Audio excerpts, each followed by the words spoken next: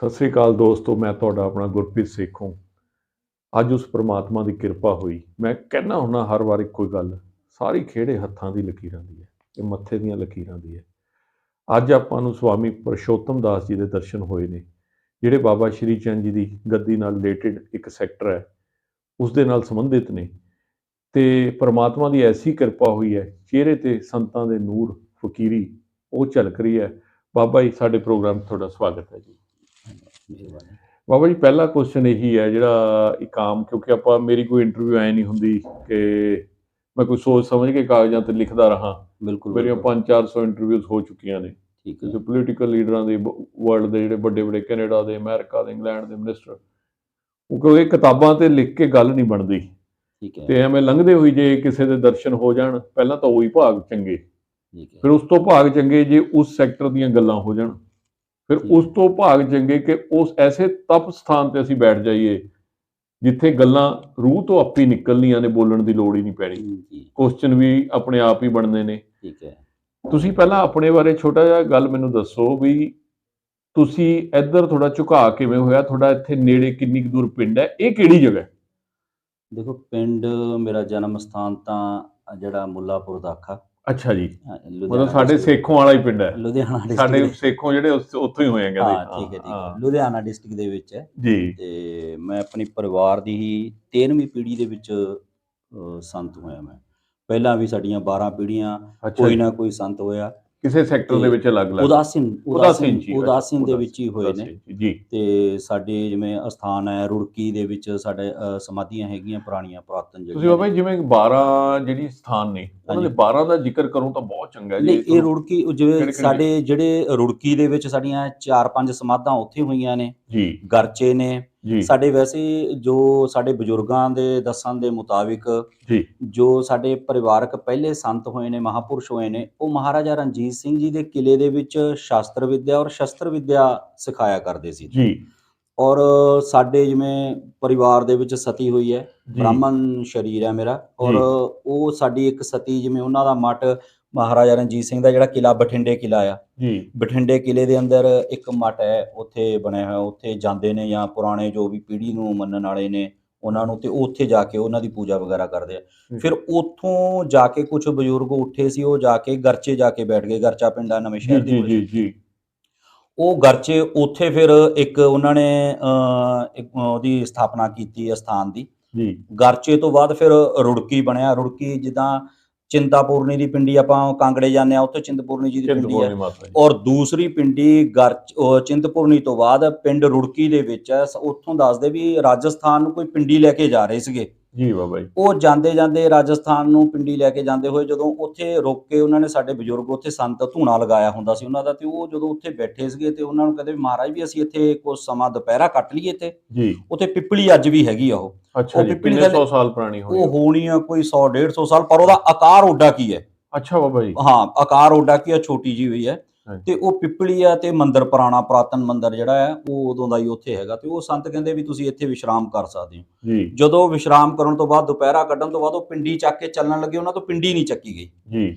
ਅੱਜ ਵੀ ਉਹ ਪਿੰਡੀ ਉੱਥੇ ਵਿਦਿਆਮਾਨ ਹੈਗੀ ਆ, ਉੱਥੇ ਪਿੰਡ ਰੁੜਕੀ ਦੇ ਵਿੱਚ। ਜਦੋਂ ਆਪਾਂ ਗੁਰਾਇਆਂ ਤੋਂ ਜਾਂਦੇ ਆ ਇੱਧਰ ਨੂੰ, ਮੁੜਦੇ ਆ ਅੰਦਰ ਨੂੰ, ਤੇ ਇਹ ਗੁਰਾਇਆਂ ਤੋਂ ਰਸਤਾ ਮੁੜਦਾ ਹੈ ਰੁੜਕੀ, ਰੁੜਕੀ ਦੂਜੀ ਪਿੰਡੀ ਹੈ ਜਿਹੜੀ। ਹਾਂਜੀ, ਦੂਜੀ ਪਿੰਡੀ ਜਿਹੜੀ ਉੱਥੇ ਨੇ ਸਮਾਧੀਆਂ ਕੁਛ ਤੇ ਆਪਣੇ ਪਰਿਵਾਰਿਕ ਜਿਹੜੇ ਸਾਡੇ ਸੰਤ ਹੋਏ ਨੇ। ਤੇ ਮੈਂ ਉਹਨਾਂ ਤੋਂ ਬਾਅਦ 13ਵੀਂ ਪੀੜ੍ਹੀ ਦੇ ਵਿੱਚ ਜਿਹੜੀ ਕੁਰਸੀਨਾਮਾ ਨਿਕਲਦਾ 13ਵੀਂ ਪੀੜ੍ਹੀ। ਅੱਛਾ ਜੀ। ਤੇ ਉਦਾਸੀਨ ਸੰਪਰਦਾਇ ਦੇ ਵਿੱਚ ਹੀ ਮੈਂ ਵੀ ਦੀਕਸ਼ਿਤ ਹਾਂ। ਸਾਡੇ ਗੁਰੂ ਮਹਾਰਾਜ ਜਿਵੇਂ ਰੁੜਕੀ ਦੇ ਕੋਲੇ ਹੀ ਹੈ ਉੱਪਲ ਖਾਲਸਾ ਪਿੰਡ, ਉੱਥੋਂ ਮੈਂ ਦੀਕਸ਼ਿਤ ਹੋ ਕੇ, ਸ਼੍ਰੀ ਯੋਗੀ ਨਾਰਾਇਣ ਜੀ ਸਾਡੇ ਗੁਰੂ ਮਹਾਰਾਜ ਜੀ ਦਾ ਨਾਮ ਹੈ, ਤੇ ਉਹਨਾਂ ਤੋਂ ਮੈਂ ਦੀਕਸ਼ਿਤ ਹੋ ਕੇ ਫਿਰ ਉਦਾਸੀਨ ਭੇਖ ਦੇ ਵਿੱਚ ਮੈਂ। ਬਾਬਾ ਜੀ, ਨਾਲ ਦੀ ਜੁੜਦੀ ਗੱਲ ਇੱਕ ਹੈ ਕਿ ਜਿਹੜੇ ਗੁਰੂ ਨਾਨਕ ਪਾਤਸ਼ਾਹ ਸੀ, ਉਹਨਾਂ ਦੇ ਬਾਬਾ ਸ਼੍ਰੀ ਚੰਦ ਜੀ ਬੇਟੇ ਸੀਗੇ, ਤੇ ਇੱਕ ਗੱਲ ਬੜੀ ਜੁੜਦੀ ਹੈ ਇਹ ਗੱਲ ਕਿ ਪਹਿਲਾਂ ਇਹ ਗੁਰੂ ਗ੍ਰੰਥ ਸਾਹਿਬ ਜੀ ਨੂੰ ਪੂਜਿਆ ਜਾਂਦਾ ਸੀਗਾ ਬਾਬਾ ਸ਼੍ਰੀ ਚੰਦ ਜੀ ਦੀ ਗੱਦੀ ਤੇ ਜੀ। ਠੀਕ ਹੈ ਨਾ ਜੀ, ਮੈਂ ਸੁਣਿਆ। ਹਾਂਜੀ ਹਾਂਜੀ। ਤੇ ਉਸ ਤੋਂ ਬਾਅਦ ਬਹੁਤ ਜ਼ਿਆਦਾ ਪ੍ਰਚਾਰ ਕੀਤਾ ਗੁਰੂ ਗ੍ਰੰਥ ਸਾਹਿਬ ਜੀ ਦਾ। ਕਹਿੰਦੇ ਹਾਥੀਆਂ ਤੇ ਲੈ ਕੇ ਨਗਾਰੇ ਵੱਜਦੇ ਹੁੰਦੇ ਸੀਗੇ, ਨਗਾਰੇ ਵੀ ਆਪੇ ਵੱਜਣ ਲੱਗ ਜਾਂਦੇ ਸੀ, ਗੁਰੂ ਪਾਤਸ਼ਾਹ ਦੀ ਇੰਨੀ ਸ਼ਕਤੀ ਸੀ। ਹਾਂਜੀ ਹਾਂਜੀ। ਤੇ ਅਚਾਨਕ ਹੀ ਇਹਨਾਂ ਨੇ ਗੁਰੂ ਗ੍ਰੰਥ ਸਾਹਿਬ ਜੀ ਦਾ, ਜਾਂ ਤਾਂ ਜਿਹੜੀਆਂ ਸੰਸਥਾਵਾਂ ਸੀ ਹਾਂਜੀ, ਉਹਨਾਂ ਨੇ ਮਤਲਬ ਉਨੀ ਰਿਸਪੈਕਟ ਨਹੀਂ ਦਿੱਤੀ ਬਾਬਾ ਜੀ ਨੂੰ। ਤੇ ਆਪਾਂ ਨੂੰ ਗੀਤਾ ਦਾ ਪਾਠ ਸ਼ੁਰੂ ਹੋ ਗਿਆ, ਉਸੀ ਤਰ੍ਹਾਂ ਜਿੰਨੇ ਵੀ ਸੈਕਟਰ, ਜਿੰਨੇ ਵੀ ਆਪਣੇ ਸਥਾਨ ਨੇ। ਨਹੀਂ, ਦਰਅਸਲ ਦੇ ਵਿੱਚ ਕੀ ਹੈ ਕਿ ਗੁਰੂ ਗ੍ਰੰਥ ਸਾਹਿਬ ਜੀ ਆਦਿ ਤੋਂ ਹਾਂਜੀ। ਉਹ ਹਰ, ਚਾਹੇ ਤੁਸੀਂ ਕਿਸੇ ਵੀ ਮਤ ਦੇ ਵਿੱਚ ਆਪਾਂ ਚੱਲ ਜਾਂਦੇ ਹਾਂ, ਕਿਸੇ ਜੀ। ਸੰਪਰਦਾਇ ਦੇ ਵਿੱਚ ਚੱਲ ਜਾਂਦੇ ਹਾਂ, ਜੀ। ਉਹ ਸਾਰੇ ਹੀ ਸ਼੍ਰੀ ਗੁਰੂ ਗ੍ਰੰਥ ਸਾਹਿਬ ਜੀ ਦਾ ਸਤਿਕਾਰ ਕਰਦੇ ਨੇ, ਸਤਿਕਾਰ ਕਰਦੇ ਆ। ਕਿਉਂਕਿ ਸ਼ਬਦ ਜੋਤ ਬ੍ਰਹਮ ਨਿਰੰਕਾਰ, ਹਨਾ, ਵਾਹ। ਸ਼ਬਦ ਨੂੰ ਹੀ ਜੋਤ, ਆਪਾਂ ਆਪਣੇ ਅੰਤਰਾਤਮਾ ਦੇ ਵਿੱਚ ਅਗਰ ਜੋਤੀ ਨੂੰ ਚੇਤਨ ਕਰਨਾ ਹੈ ਤਾਂ ਉਹ ਪਰਮਾਤਮਾ ਸ਼ਬਦ ਨੂੰ ਯਾਦ ਰੂਪੀ, ਕਰਨਾ ਹਾਂ, ਦਾ ਸ਼ਬਦ ਰੂਪ ਸ਼ਬਦ ਰੂਪ ਦੇ ਵਿੱਚ ਆਪਾਂ, ਤੇ ਇਸ ਲਈ ਸ਼੍ਰੀ ਗੁਰੂ ਗ੍ਰੰਥ ਸਾਹਿਬ ਜੀ ਨੂੰ ਵੀ ਸ਼ਬਦ ਹੀ ਮੰਨਿਆ ਗਿਆ। ਸ਼ਬਦ ਗੁਰੂ ਦੇ ਰੂਪ ਦੇ ਵਿੱਚ ਉਹਨਾਂ ਨੂੰ ਵਿਦਿਆਮਾਨ ਮੰਨਿਆ ਗਿਆ ਹੈ। ਜੀ। ਤੇ ਜੇ ਆਪਾਂ ਗੀਤਾ ਦੀ ਗੱਲ ਕਰੀਏ, ਗੀਤਾ ਦੇ ਵਿੱਚ ਵੀ ਭਗਵਾਨ ਕ੍ਰਿਸ਼ਨ ਨੇ ਸ਼ਬਦ ਨੂੰ ਹੀ ਮਹੱਤਤਾ ਗੱਲ ਦਿੱਤੀ। ਤਾਂ ਉਹ ਇੱਕੋ ਹੈ ਜੀ ਸਾਰੀ। ਹਾਂ, ਉਹ ਤਾਂ ਜਿਹੜਾ ਸਾਰਾ ਟੋਟਲ ਸਾਰ ਹੈ ਉਹ ਸੇਮ ਹੈ, ਕੋਈ ਫਰਕ ਨਹੀਂ ਹੈ ਕੋਈ। ਸੇਮ ਹੈ। ਲੇਕਿਨ ਇਹ ਹੈ ਕਿ ਮੇਰਾ ਕੁਐਸਚਨ ਇਹ ਸੀਗਾ ਵੀ ਜਿਹੜੇ ਸਿੱਖ ਧਰਮ ਦੇ ਜਿਹੜੇ ਸੰਸਥਾਵਾਂ ਸੀ, ਨਹੀਂ, ਮੈਂ ਦਰਅਸਲ ਦੇ ਵਿੱਚ ਕੀ ਹੈ ਕਿ ਆਪਾਂ ਦਰਅਸਲ ਦੇ ਵਿੱਚ ਮੈਂ ਇਸ ਵਿਸ਼ੇ ਦੇ ਉੱਤੇ ਜੇ ਆਪਾਂ ਜੇ ਕਹੀਏ ਨਾ ਵੀ ਕਿਸੇ ਮੈਂ ਵਿਸ਼ੇਸ਼ ਸੰਪਰਦਾਇ ਜਾਂ ਵਿਸ਼ੇਸ਼ ਕਿਸੇ ਕੋਈ ਜਿਹੜੀ ਐਜੂਕੇਸ਼ਨ ਦੇ ਲਈ ਵੀ ਬਹੁਤ ਕੁਝ ਹੋ ਰਿਹਾ ਹੈਗਾ, ਜਾਂ ਕਿਸੇ ਵਿਸ਼ੇਸ਼ ਆਪਾਂ ਸੈਕਟਰ ਦੇ ਲਈ ਮੈਂ ਕੁਝ ਕਹਿਣਾ ਨਹੀਂ ਚਾਹੁੰਦਾ ਵੀ ਉਹਨਾਂ ਨੇ ਜਾਂ ਇਹ ਕੀਤਾ। ਹਾਂਜੀ, ਮੈਂ ਸਾਡੇ ਜਿਵੇਂ ਉਦਾਸੀਨ ਭੇਖ ਦੇ ਵਿੱਚ ਜਿਵੇਂ ਪੰਚਦੇਵ ਉਪਾਸਨਾ ਜਿਹੜੀ ਹੈ ਉਹਦਾ ਪ੍ਰਚਲਨ ਹੋਇਆ। ਵੈਸੇ ਤਾਂ ਸਾਡੇ ਈਸਟ ਜਿਹੜੇ ਨੇ ਧੂਣਾ ਸਾਹਿਬ ਨੇ, ਧੂਣਾ ਸਾਹਿਬ ਦੀ ਪੂਜਾ, ਹਾਂਜੀ, ਧੂਣਾ ਸਾਹਿਬ ਦੀ ਪੂਜਾ ਬਹੁਤ ਅੱਛੀ ਗੱਲ। ਤੇ ਗੁਰੂ ਜੀ, ਇਸ ਤਰ੍ਹਾਂ ਕਿ ਦੇਖੋ, ਮੈਂ ਇੱਕ ਸਿੱਖ ਪਰਿਵਾਰ ਚ, ਜੱਟ ਪਰਿਵਾਰ ਚ ਜਨਮ ਲੈ ਕੇ, ਹਾਂਜੀ, ਮੇਰਾ ਭੇਖ ਇੱਕ ਫੀਲ ਹੁੰਦਾ ਹੈ ਕਿ ਕੋਈ ਹਿੰਦੂ ਬੰਦਾ ਹੈ ਨਾ, ਵੀ ਪੂਰੀ ਦਾੜੀ ਕੇਸਾ ਧਾਰੀ ਰੱਖਣਾ।